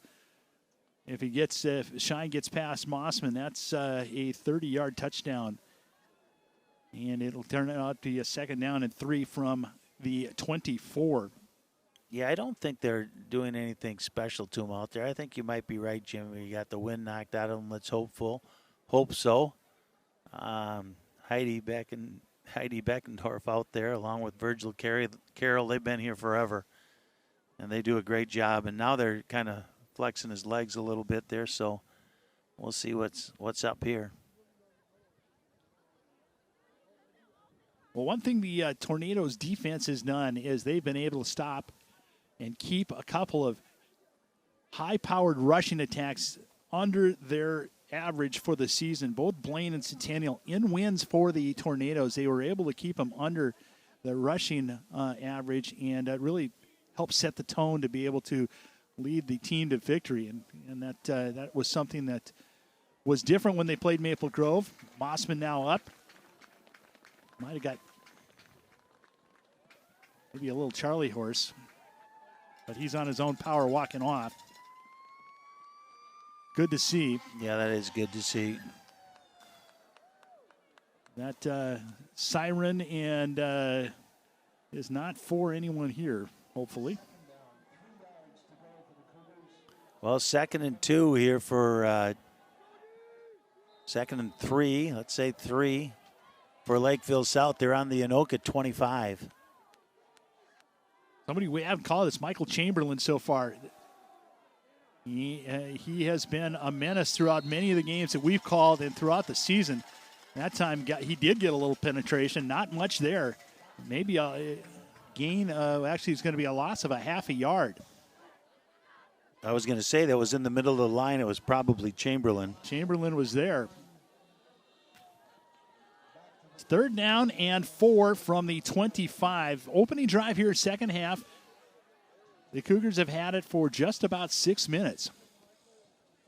You know, you got Chamberlain, you got Max Berglund is another big defensive lineman for Anoka in there. Javen Starks is another one that plays out on the end when they run the 4. But those guys have been doing a nice job for Anoka, and Lakeville South's going to take a timeout. I don't know if it was a personnel issue or just a chance to get a quick blow, but it will take it's a timeout on the South Lakeville South side as they want to talk about this. This is an important 3rd down.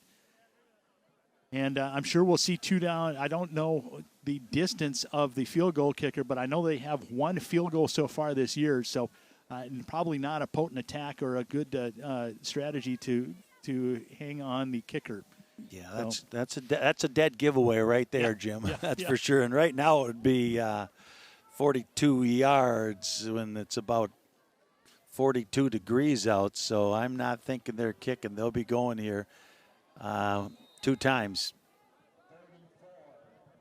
So Dean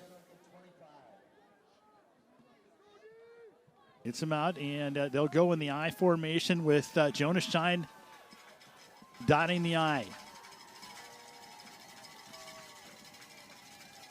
Colton Smith to the far side. Hand off to Shine. Shine cuts it up. Good hole, but he didn't get it.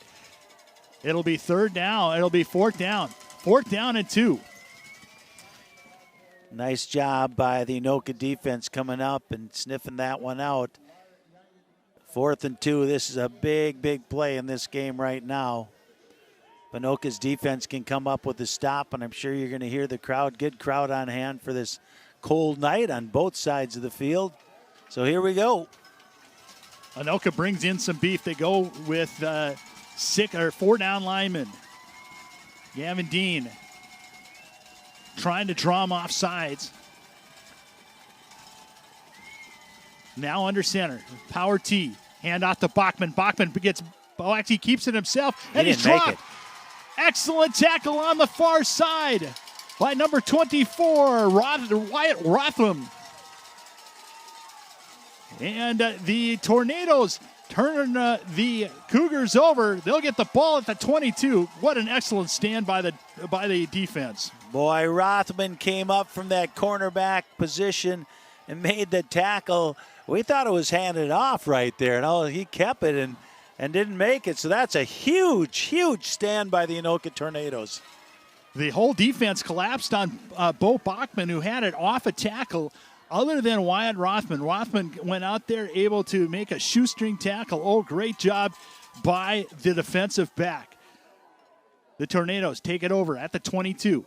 Hand off to Welch. Welch in the backfield gets dropped immediately. Great tackle by the linebacker, number 43. That is Brent Johnson. He's the leading tackler for the Cougars, but nice tackle by the linebacker. Yeah, good start there for Lakeville South's defense. After getting stopped, they need to stop here in Anoka, and get that momentum back again. Momentum switched over to Anoka here after that stop.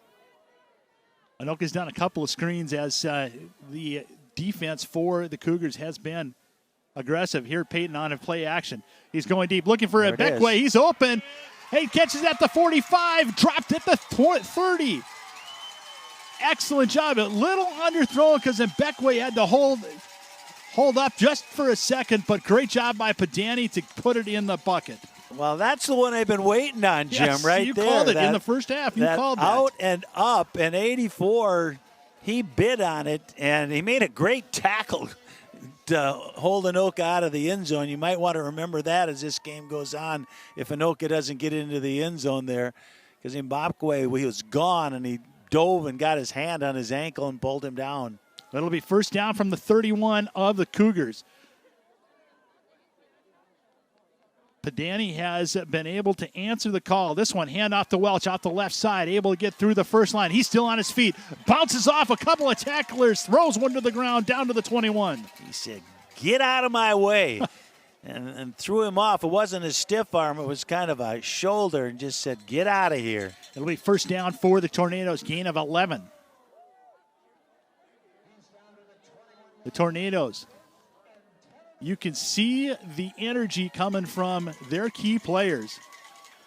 Panani will run over to the sideline real quick. Plenty of time, 18 seconds left on the play clock. Gets the call from Coach Bo. Goes back, pistol formation. Welch right behind him. And Beckway by himself on the near side. Looks in that way, gets it over to Hendrickson. Hendrickson dropped down to about the 15. And a gain of about 6. Yeah, we haven't heard from Hendrickson yet today. That's his first reception, I believe. So he tosses it around. Got one to Lackinen earlier, and then, of course, to his two big wide receivers. Padani, nice job of looking off the defensive backs. He looked at Mbekwe first and then threw it into a bubble screen over on the far side to Hendrickson. Now, two receivers in motion. Bunch near the line. Pitch over to Welch. Welch cuts us up and runs into a host of Cougars and gets up again up to around the 14-yard line. It'll be third down and 2. Gain of 3. Well, we'll see what they go into with their bag of tricks here with 3rd and 2. Definitely will be going on 4th down if they don't make it. I've been saying that all day, but Anoka hasn't needed to do that. You're They've usually right. gotten it on 3rd down.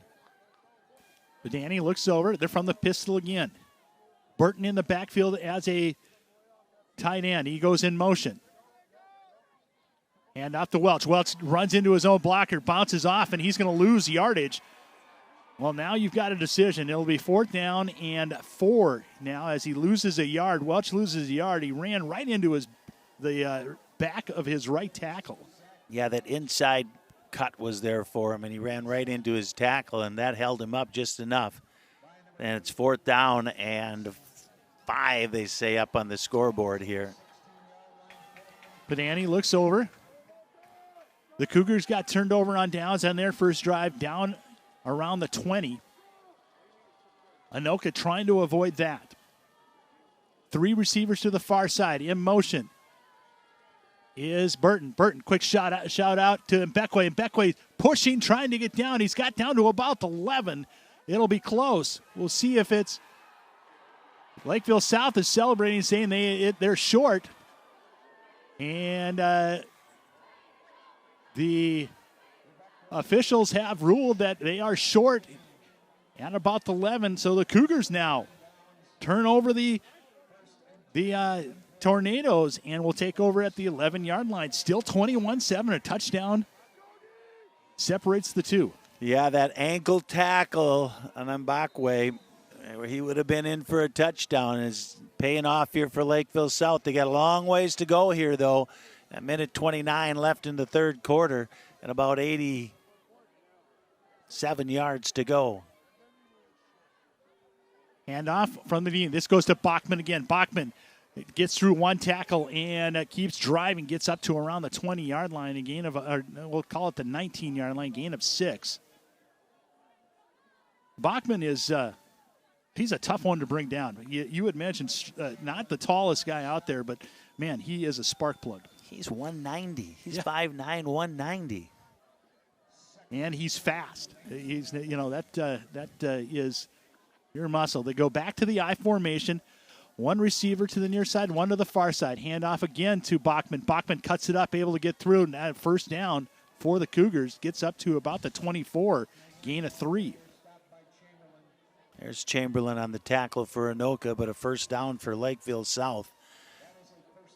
I probably have one more play here left in the third quarter. Welch back in at linebacker for the Tornadoes. Colton Smith, they break and then go back to the I formation. Colton Smith to the near side. Enger as fullback. Bachman still takes the pitch on the near side. Welch pulls him inside, and Duchesne right there along with Chamberlain, and drops him for a gain of about 1, but excellent pursuit by the Tornadoes. Yeah, nice job there. And we've heard Chamberlain's name called a few times here in the last quarter, and looks like this is going to run it down to the end of the third quarter. We got a good one, Jim. Yeah, we do. We got 12 minutes left here, and we're going to take a quick break. Go ahead and get yourself a fresh soda as we go to the fourth quarter right now. 21-14, Anoka over the Cougars.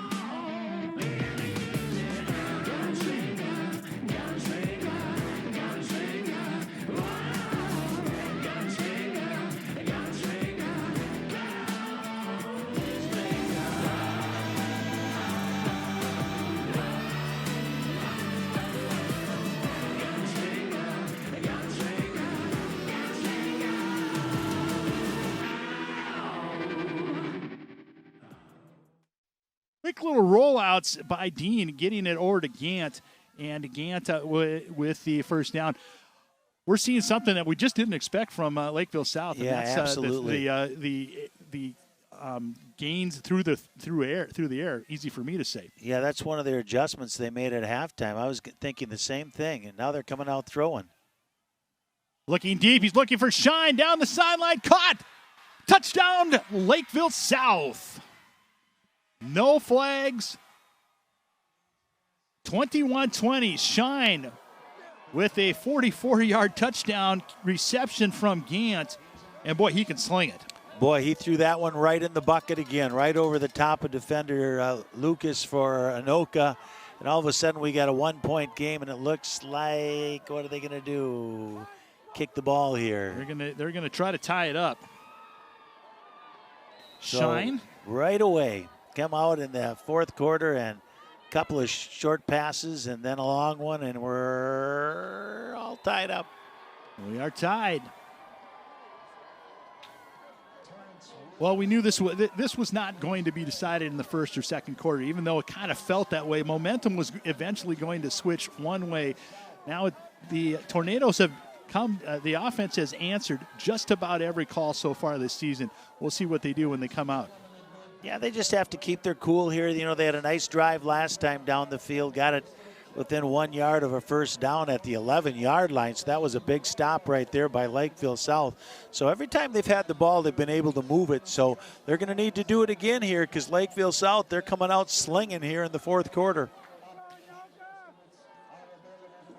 This offense by Lakeville South can morph into many different things. They'll go from the power T to an I formation and they've moved into a spread. You've got to be prepared for all of those. And maybe not, I don't think in the times I've done Lakeville South, I don't remember them throwing as much as they have so far this afternoon, tonight. Well, I'll tell you what, the kid can sling it, and as many passes as he's had. He had 7 passes last game. Kickoff by South. It's landed by Mbekwe at about the 13. They'll cut it up.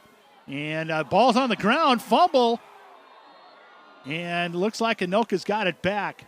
That one popped right out of the side. Excellent tackle by number 27. That was Trevor LeBaron for Lakeville South. Oh, that could have been trouble right there. And Borchard lands on the ball for Anoka. That could have been trouble. Now they're going to start from the 15. The momentum has shifted to Lakeville South with 11 and a half minutes left in the ball game.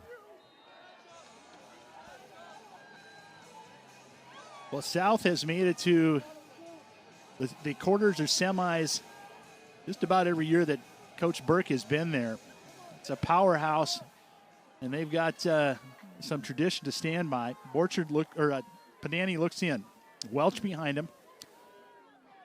Hand off to Welch. Welch trying to cut it up. Lands. Gets about one. Not a lot of real estate to work in for Zach Welch. That line collapsed, and Welch gets around 1 yard. You know, this game has been a game of inches where Anoka almost breaks one for a touchdown to start the half out. Hike over the quarterback's head for 84-yard touchdown. It's just been the little things, and they're going Lakeville South's way right now, so Anoka needs to right the ship. Panani back to pass. He's looking over for Mbekwe. Good. Even before he came out of the cut, that ball was in the air, and that'll be a first down up to the 26. One thing of solace for the Tornadoes. The Lakeville South has given up 216 points. The most they've given up is in the fourth quarter. They've given up 84 points, almost half in the fourth quarter. This is a handoff to Welch. Welch drives up, gets about 4 yards. Good run by Welch. Yeah, that last pass by Podani, that was a thing of beauty. And like you said, he threw the ball before he came out of his break in Bakwe. So it was a beautiful first down play by Anoka. And now they're looking at 2nd and 6 with just over 10 minutes to play. Welch behind Podani, again from the pistol. Quick throw out to Borchard. Borchard tries to cut it up, and he's driven down. Great tackle on the far side by the defensive back. That's number 2, and that's a Mac Zagorski.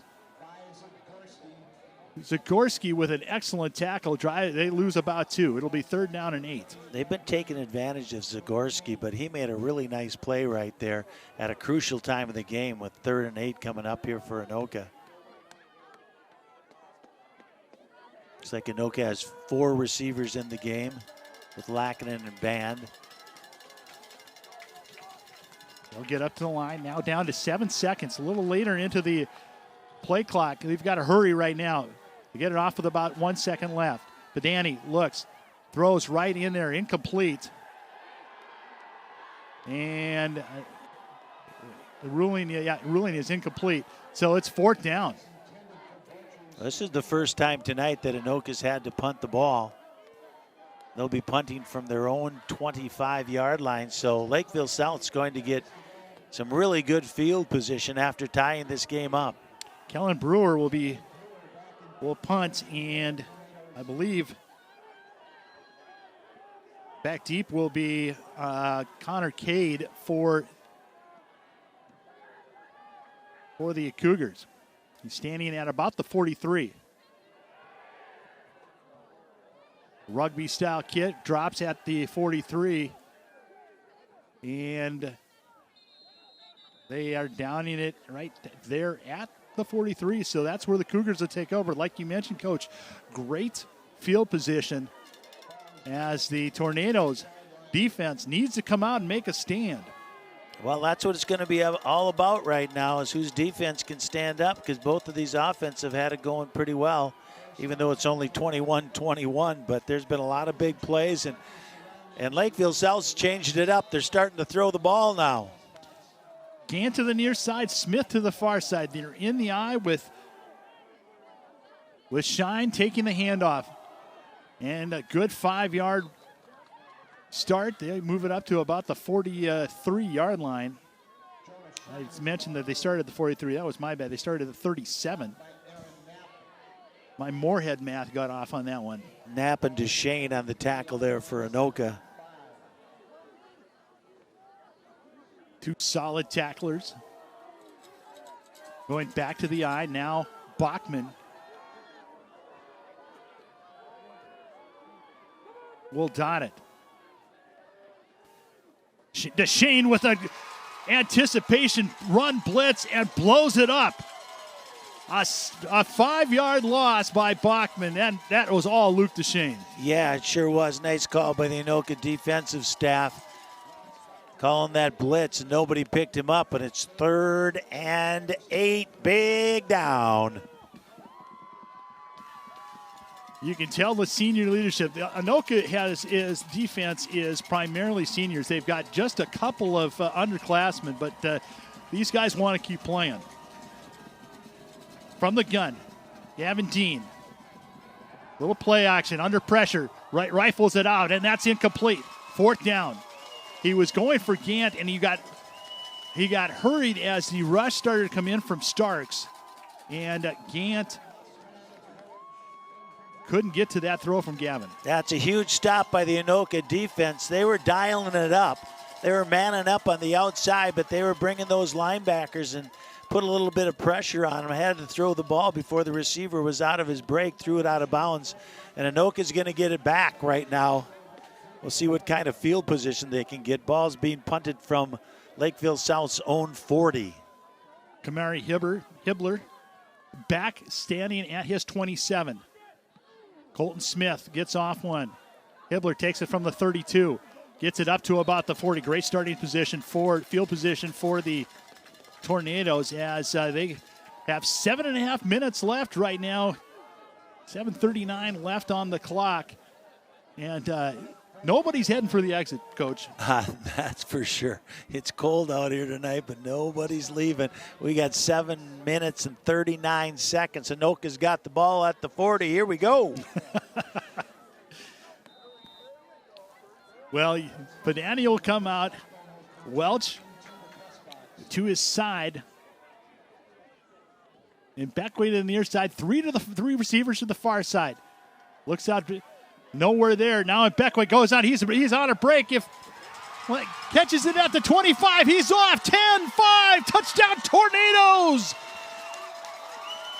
And Beckway with we've got laundry on the field. Oh, my. We've got a flag down at the 47. I think they're going illegal man downfield. Yeah, you're probably right. He had a bunch of time. Oh, boy. That one hurts right there. They weren't going to catch him. Oh. Yeah, that's a big call right there. But there was a lot of time in that backfield right there for him to look, and that's when he broke it off and got downfield and got open. But illegal man downfield.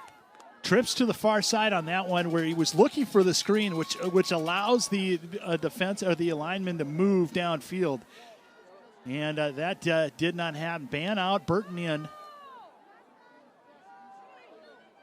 And Lackinen in, and Beckway will take a breath for one play at least. It'll be 1st down and 15. They've moved it back now. They're at the 35. Hand off to Welch. Welch trying to get around the side. Not a lot of room there. Still able to get through and gets about 5 yards up to about the 40. Someone was telling me the other day, in Beckway, he's like going for a state championship in the 100 hurdles or something like that. So he's got the speed. I'll tell you what, he turned it on when he caught that ball, but all for naught. And we're at 2nd and 10 for Anoka, back where they started. Yeah, he put some distance on that. Hendrickson now on the far side. They went the Tornadoes back to the pistol. Padani, 3-step back. Now plenty of time looking for, and it's intercepted again by Shine. And Beckway kind of slowed up. I don't know if they were on the same page between him and Padani, but nonetheless, the Cougars with the turnover will take over at the 25. Second interception by Shine tonight. Yeah, they were not on the same page there, and Beckway slowed down and quit his route. I don't know what the route was, but he kind of quit on it, and Podani threw it up and was picked off by Lakeville South. So a big penalty right there, and it's a tough one, but Lakeville South takes back over at their own 25, so Anoka's defense is going to have to step up again. Well, what bit the Cougars in the first half is now biting the Tornadoes.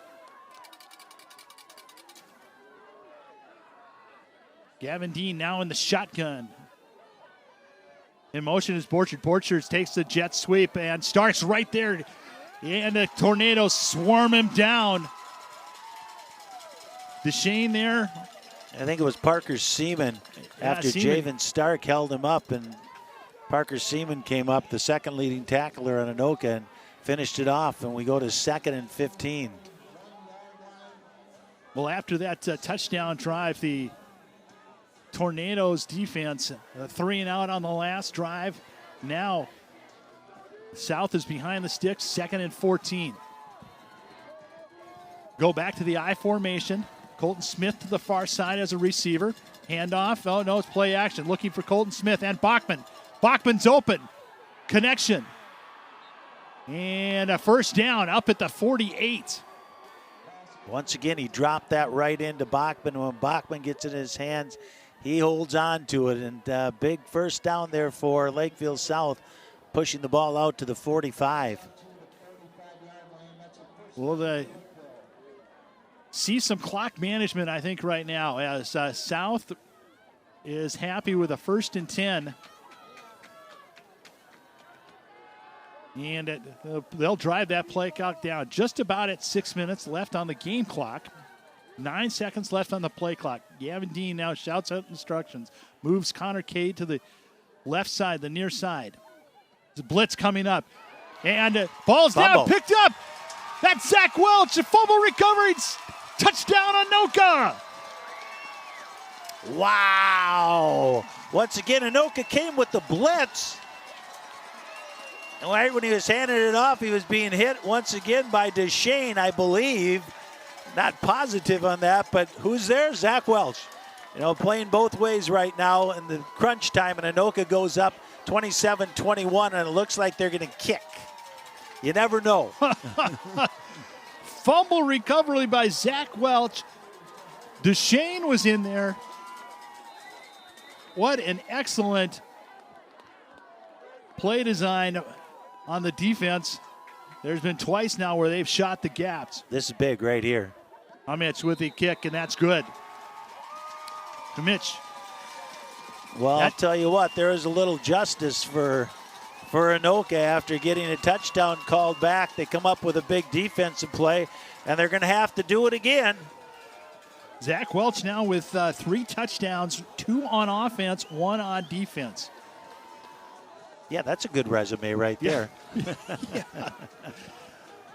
I mean, that kid's legit, that's for sure. You know, and if everybody wants to win as bad as he wants to win, he'd have a great football team. And Anoka right now has themselves in the driver's seat, but Lakeville South's been moving the ball pretty well until that gaff right there. So Anoka needs to do the first things first, and that means tackling them on the kickoff. I tell you what, we've got 5:44 left. There's a lot of ticks on the clock, but and this game is not over. No, it's far from being over. Like I said, first thing, Jim, is you got to tackle them on the kickoff. They've come close to breaking a couple of these, so we'll see what Anoka can do here and what kind of field position Lakeville South gets. Connor Cade and Jonah Shine and Malachi Gant back deep as Kamich with the ball. It'll short around the 10-yard line. That's Gant. Gant stutter steps, and he's blown up right at the 18-yard line. Flag comes flying in. That was a good throw. That was a 30-yard throw by the referee. Yeah, I'm not sure what he saw there, but it was great coverage by Anoka. pitting them back, and they could be back further. Yep. We'll see what the call is right here. Usually it's holding or clip in the back. And it looks like it's holding against Lakeville South. So they're going to need about 90 yards. We'll see what kind of offense they decide to show up on with. They've been very successful in the second half, being able to throw the ball, which is uncharacteristic for Lakeville South Cougars. Welch was ready to get in there. He wanted to go. They had to pull him back, and now he's going to go. Well, they only had 10 men. They only had 10. That's why. Yes. They must have changed the math instructors because they were able to get that one done. Lakeville South now in the eye again. Colton Smith, receiver to the far side. Handoff goes to Eldridge up the middle. The fullback, first carry of the night for Hayden Enger. Came in averaging 5 yards a carry. 26 carries, 130 yards, gets about 4. Well, that's going to eat up some clock right there. So Lakeville South is putting all their money in on this drive right here, which is plenty of time. Back to the I formation, back to passes. Gavin Dean looking for Smith. There's a hold, and that'll be a penalty. Gant was getting hold. The jersey was off his shoulder pads. Rotham with the penalty. That'll be a 15-yard penalty. Yeah, we'll see if it's a hold or a pass interference. Yeah, I'm thinking it's going to be pass interference here. It really didn't have to do it. The ball was overthrown. It would have put him in a tough position, but that's pass interference. So they'll take it from the 14. And they'll move it up to the 29, or the 28, sorry. Yeah, just a tick under 5 minutes left to go here. We're going back to the power T. Handoff, that's to Bachman. Bachman rolls off, another great tackle. Excellent tackle by Mossman. Great to see him back out there. Yeah, one of the Anoka interior linemen started that off and got the first hit on it, and then Mossman finished it off. Leaves it at 2nd and 9. Anoka right now, they're basically switching in as they're trying to follow what Lakeville South is doing with their personnel as they go from a power T to a spread almost. And Gavin Dean now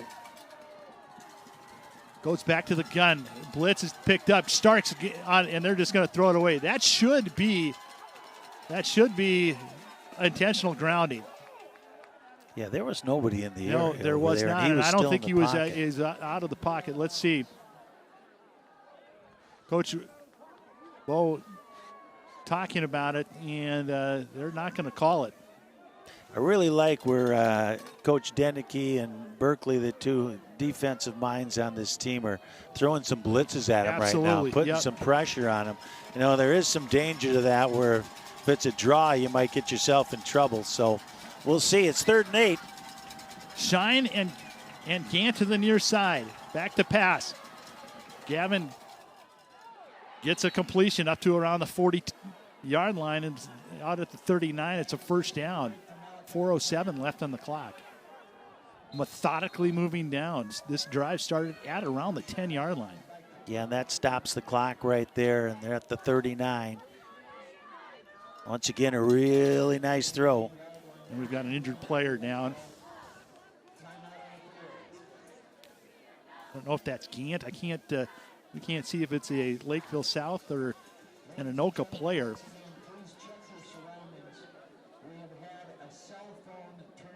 Yeah, I see the youngster for Anoka, Josh Ryther, number 13. We haven't called his number very much, but he was just out on the field for this last play. So not sure if someone's injured or they just like Josh Ryther, but 13 is now a D-back for Anoka. Yeah, he was playing free safety back there. It looks like it must be that package that they have. Yeah, so they're actually putting Gant on. He is in pain, and he's off, and he's on the cart, helped out by the Anoka Tornadoes, and we're back at now. Well, that's a big loss for the Cougars. Yeah, he's been pretty good here in this second half. He's in pain now. Gavin Dean back to pass, rolls out, and gets past one tackler. He's going to be swarmed under, but he gets away. And another throw completion to Bachman. Wow, that's a great athletic play by that kid. Impressive first down for Lakeville South. And they're in tornado territory. They've just been hanging in there, Lakeville South, by a fingernail, but they're getting the job done. So many times Anoka's been within an inch of making a big play. 2 to the near side now. Gavin Dean switches the protection. Back to pass. Steps up. Gets Bachman right on the sideline. And is it a completion? It is. Down to the 32. Bachman with an excellent catch and another great throw by the Cougar quarterback. They could have been a spread offense. This is impressive. Yeah, their yardage today is probably a passing yardage as much as they've had for probably half the year. I mean, they are throwing the ball, and number 4, Bo Bachman, he's making the catches for him too. Here he comes out to the left. Jonas Shine is the eye back, and he'll take the handoff. He's got a good lane up to about the 26-yard line. That'll be good first down run as we are just at 3 minutes and 15 seconds. Yeah, this is going to come right down to it. I don't know if there's going to be much time left. It depends what kind of plays we get coming up, whether Anoka would get the ball back or not. So, but this is do or die for Lakeville South. Well, not only that, you got to be thinking now, if you score the touchdown, is it a 2-point conversion? Handoff. This one's to Connor Cade. Big run up to around the 13-yard line. Another first down. Well, they softened him up with the pass. Now they're able to get some gains on the run.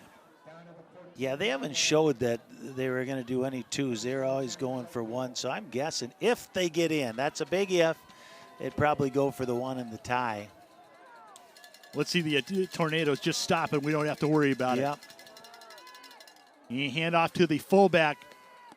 And Engner gets a couple.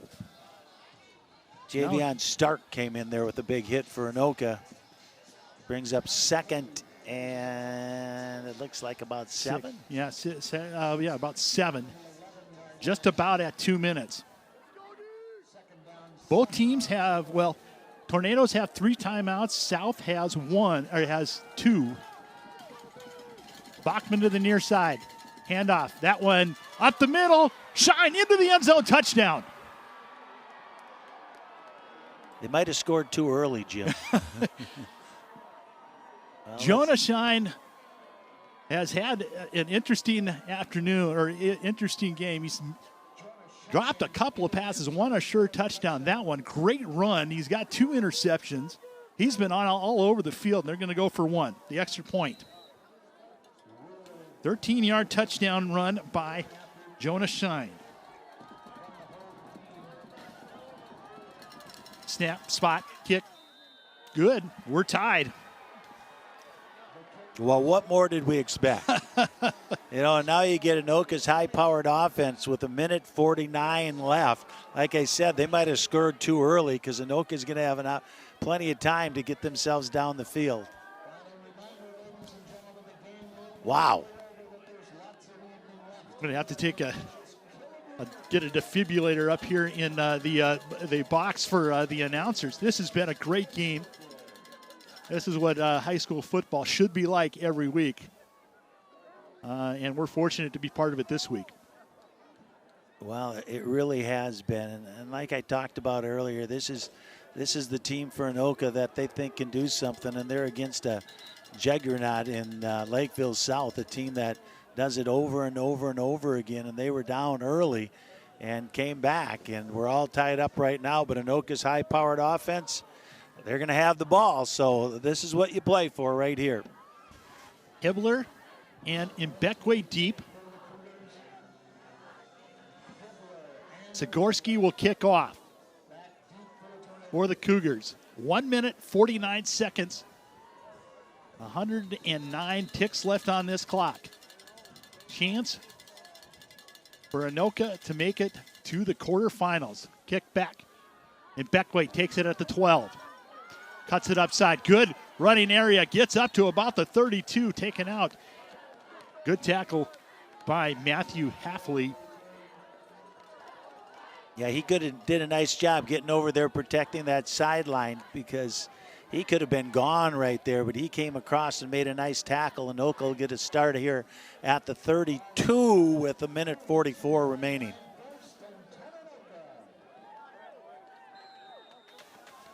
Padani brings them out. Receivers are Ban and Mbekwe, Boychert and Hendrickson. In the backfield is Welch, as usual. 4 down linemen for South. Under pressure. Gets it out to Welch. Welch able to get 1 past 1. Cuts it upside. He's at the 50. Cuts it down. He could go. He's at the 25. Pass 10. 5. Touchdown. Oh, they're going to rule him down at about the half-yard line. It was a horse collar tackle. Should be a penalty. It was a screen pass that Padani got it out to Zach Welch. Zach Nato was able to get it down to the half-yard line. Wow, I was trying to look around the window here. I couldn't see down in the corner. I didn't know if they got in or not, but I'll tell you what, it was a heck of a run by Zach Welch. They're going to let this run down, and they'll call a timeout with they've got 8 seconds left on the play clock. They're going to let this go. They don't want to give them any chance at all. Well, I'll tell you what, you got to get the ball into the end zone. I just wouldn't rely, missing that one extra point, even though they're down there. You want to get that ball into the end zone, and with as little time as you have left to give the ball back to Lakeville South, because their offense has been very potent here in the second half too. But once again, just a tremendous run by a really, really good running back. Somebody's going to be really lucky to have him next year. Oh, they certainly are. And they had him. You think about it, Brent Johnson, who's the leading tackler had him right in his sights at about the 40-yard line of the Tornadoes. And Welch sidestepped him, and then he turned on the Jets and was down there. They're going to mark it down at the 1-yard line, and you have to give it to Welch. He's your moneymaker right now. Now they've got number 28 coming in. He's going to be an eligible receiver. We'll see if they have someone to trip. That's Aaron Knapp. Yep, they got the Wildcat in there right now with Deshane. And Deshane, is he in? No, he's not. And South is going to call a timeout. You got to make sure you get out of there right now. Pulling Deshane out of there. Get your helmet on. They're going to. Yeah, he's got to come out for a play now for sure, just because his helmet's off. And you don't want a penalty. Well, the last thing you want is a penalty. It's a little scary when you got your linebacker handling the ball down there. Yep. But this is what Anoka feels comfortable with, so that thing's just inside the 1. Lakeville South still they have 1 timeout remaining. We're tied at 28. We're just under a minute. Zach Welch on a screen pass took it from around the 30-yard line, able to get down to the 1-yard line, dragged down, and on a touchdown-saving tackle by the Cougars. Well, this is where the little things really matter. You know, you can't be moving early. You got to hold on to the ball, and you got to punch it in. This is the little things right here that put you into a state tournament.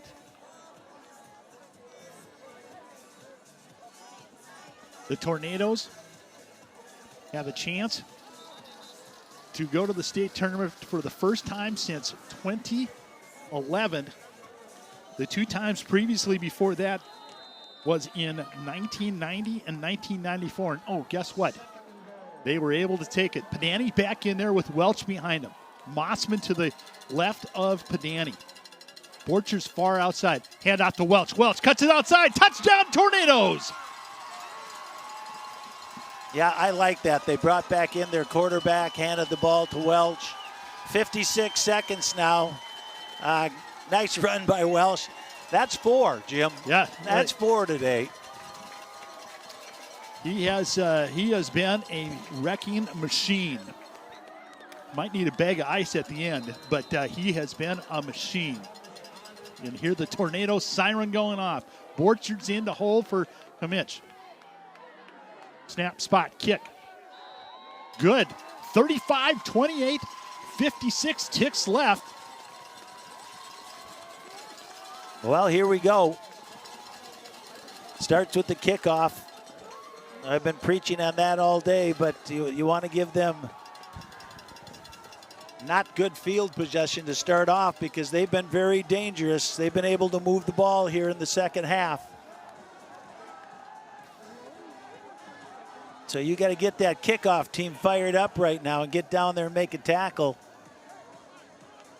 Yeah, the last thing you want to do is give up a big return. You might even want to just hit a line drive and get a squib. You can see Coach Bo over, and he's giving some final instructions to his kickoff team as they take off. Mitch will do the duties. Back deep is Caden Cade, and he's taken over for Gant, who went off with an injury, and Jonah Shine. Well, they've moved Cooper Bach, who's to the outside here on the kickoff team, who has not been on the kickoff team. So he's going to be their outside contained guy. I'll move a couple of those starters back in on this kickoff team right now.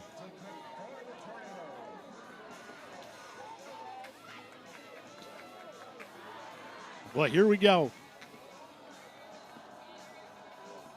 Homage gets the whistle and approaches. Kick is up. Connor Cade from the 10-yard line. Cuts it up. He's got plenty of room. He may go. And he's driven down at about the 50. Exactly what you just did not want to have happen. And Lakeville South will not go quietly into the night. No, they will not. And like I said before, earlier, is that Lakeville South left Anoka too much time.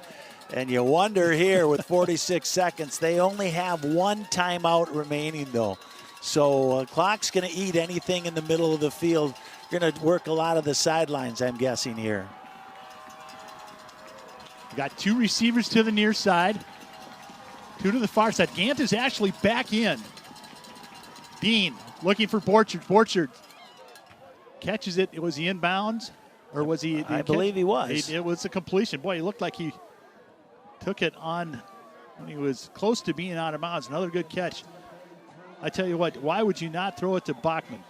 He's just he's been good. As sure-handed as you can get. I tell you what, they just got 8 yards in 3 seconds.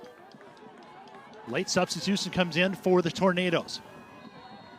3 down linemen, and actually we're going to have a timeout. Anoka.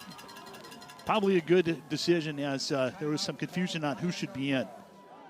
Yeah, that's a good timeout by Anoka. It's not like they're going to use the timeouts if they get the ball back, with 43 seconds left. Well, the winner will play in Farmington next Friday in the quarterfinals. The Anoka Tornadoes have made it to state 3 times, looking for lucky number 4.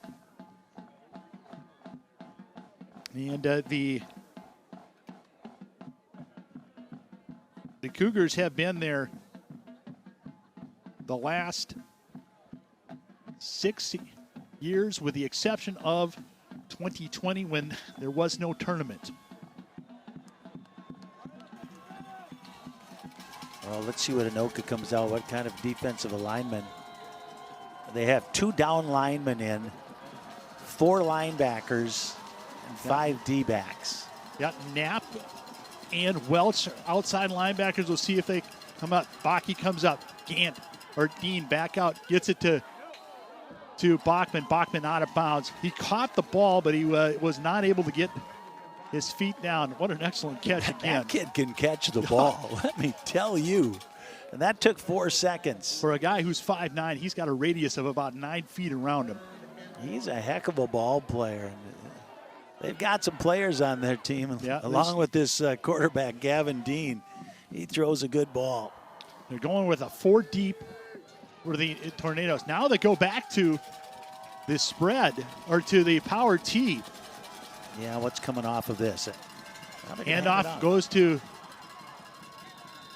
I didn't see who got the handoff on that one. I thought it was Shine. It was Shine. And the clock stopped to move the chains. We're down to 35 seconds and a timeout by Lakeville South. That's their final timeout. They're sitting at the 38-yard line of the Tornadoes with 35 seconds left. Well, we expected nothing less than this. This is quite the ball game, and we've seen some really good performances by some guys. Yeah. I can't even begin to talk about the play of some of these guys, and right at the top of that list is Zach Welsh with 4 touchdowns, picked up a fumble and rambled in, and has run in 3 other ones with some dazzling runs. But it all comes down, can Anoka's defense stop them with 35 seconds left and 38 yards to go? Both teams come out. Lakeville South now in the shotgun. 2 receivers to the near side, 1 to the far side. Dean back to pass, under pressure, throws it, looking down the sidelines for Did he catch Bachman. that? I think he caught it. He caught it at the 4-yard line with 28 seconds left. Oh my gosh, what a catch. Unbelievable Oh catch and throw by Dean Bachman has been the answer. What a catch. Let's see if they clock it. They do, and it'll be 2nd down. They've done all this, Jim, in less than 20 seconds. It's there. And that catch right there, that was major league. Unbelievable. He was covered well, and how he came down with that ball, I have no idea. And here we go. We're down on the 3-yard line. This has been, every time you think you've got Lakeville South knocked out, they're able to step back and they get punched into the teeth, and they are able to answer every single time. It started with that first touchdown. Fumble goes back into the end zone, scramble for it. Dean able to throw it out for an 83-yard touchdown. Now we're back at the end of it. 26 seconds left. They're at the 3-yard line. I formation. Here we go. Was Shine in the backfield. Back to pass. Throwing. Touchdown. No, out of bounds. Out of bounds. A great play by the defensive back for Anoka to push him out of bounds. Was that Mossman? Well, he's down. The Anoka defender is down on the field right now. And he's writhing in pain. Yeah. Yes, he is. Well, whoever it was might have sacrificed his body, but that was an excellent play. I'm thinking it's Devin Lucas, 'cause I don't see his jersey standing out there. I see Mossman. I think it's Devin Lucas. It's on the far side. He's leaning down, but nonetheless, that was a touchdown-saving tackle. Well, not even a tackle, just to be able to push him out of bounds and not allow him to get his feet down. Well, he's hurting there, and I know he has a bad shoulder. He's a baseball player, and he's going to have surgery at the end of the year here. But Yeah, he made a heck of a nice play out there, but he's hurting right now. We're hoping for the best for him.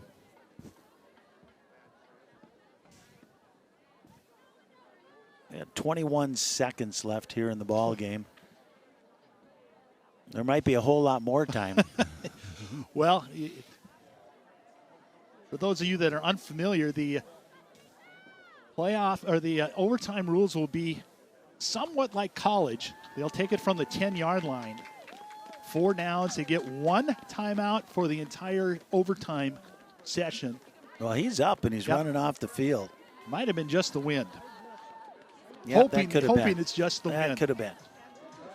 Here we go again. Back to the I formation. Dean under center.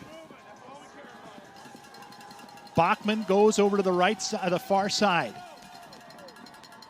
Dean back to pass. Looking, touchdown, South, and that's Bachman again. Yeah, they can't cover him. He is the answer to Zach Welch. He has been all over the place.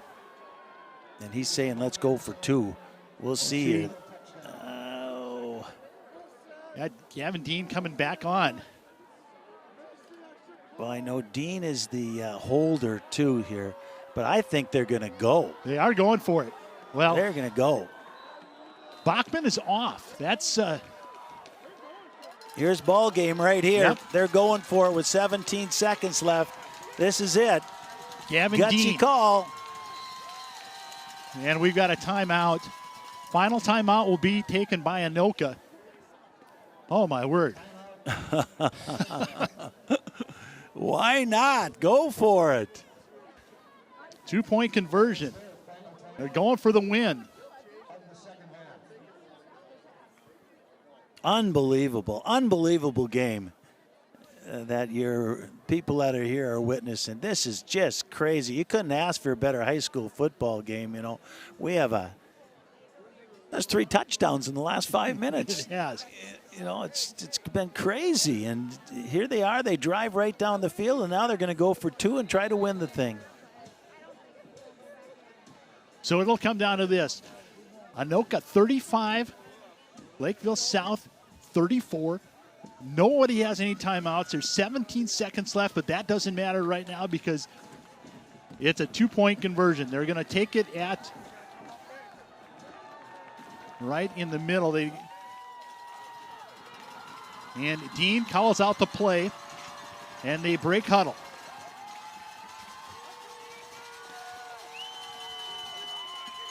Here we go. They're in the power T, 3 running backs. Handoff goes to Price. Price. He didn't make Doesn't get in. Doesn't get in. He didn't make it. Ball's on the ground. They're waving it down. They whistle it dead. Anoka's going to win. Anoka's going to win. 35-34. They've got 17 seconds left. Well, the clock didn't start. Because it won't start on a 2-point conversion. Okay, on a 2-point. That's right. That's right. It was a 2-point conversion. My bad. I'm not sure who made that tackle right there. I'm not either, but unbelievable. Well, we'll see where the ball is going to be put down. Well, no, it's kickoff. It's going to be That's a right. kickoff. It's a kickoff. So now yep, it's a kickoff. Wow. Somebody came up and stuck him. I thought he was going into the end zone. I did too. Boy, what an excellent play by the defense. And they stuck him because he was right there. So at midnight tonight, this game will be, you'll be able to see the video. I may stay up for it. I may not be able to go to bed until I rewatch this game. This has been just an outstanding game. Thanks for joining us here on the audio version of this, and can't wait to see it.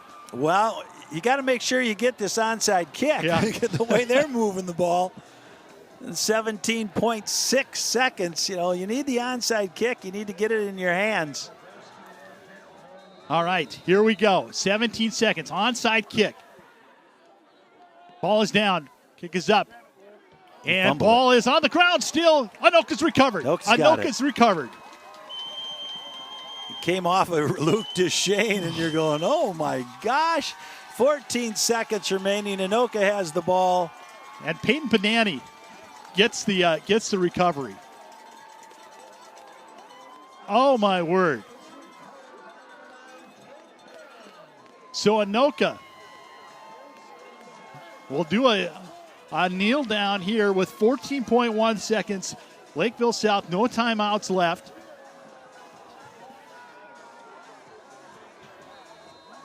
And they're going to come out. Yeah, they'll kneel it down right here, and Anoka will be going back to the state tournament for the first time in a long time. Panani calls it off, does the kneel down, and that's it. The Anoka Tornadoes are going back to the state tournament. They'll be in the quarterfinals with a 35-34 win over the Lakeville South Cougars. Boy, you got to hand it to both teams. I'll tell you what. They were running the ball up and down the field at will there in that second half. You got to like the adjustments that Lakeville South made. Started throwing the ball a little bit, but it came down to a big stop on the goal line going for two. Oh. Way to go, Anoka. I tell you what, one thing we just saw, and I don't know if the camera caught it or not, but Zach Welch went up to Bo Bachman and gave him a big hug. And I'm sure there were some nice words, as both would be players of the game. What an excellent way to make it to the quarterfinals. An excellent way to go out for the seniors on their last game at historic Goodrich. And tell you what, Coach, I can't wait for next week. I'll tell you what, that'll be a good one, if Anoka keeps doing what they're doing right here. Offensively, for sure, they got a few things that they got to take care of defensively. They started off the first half doing really well, but they gave up a few things in the second half. But that offense is dangerous, and the defense is good. And Anoka has as good a shot as anybody against Lakeville North. Should be a good one. Absolutely. Hey, thanks again for joining us here tonight on QCTV's audio version of high school football. Once again, at midnight tonight, the video will be available. We appreciate your time tonight. And once again, from Goodrich, Tornadoes 35, the Cougars 34. Have a great night. Thanks again.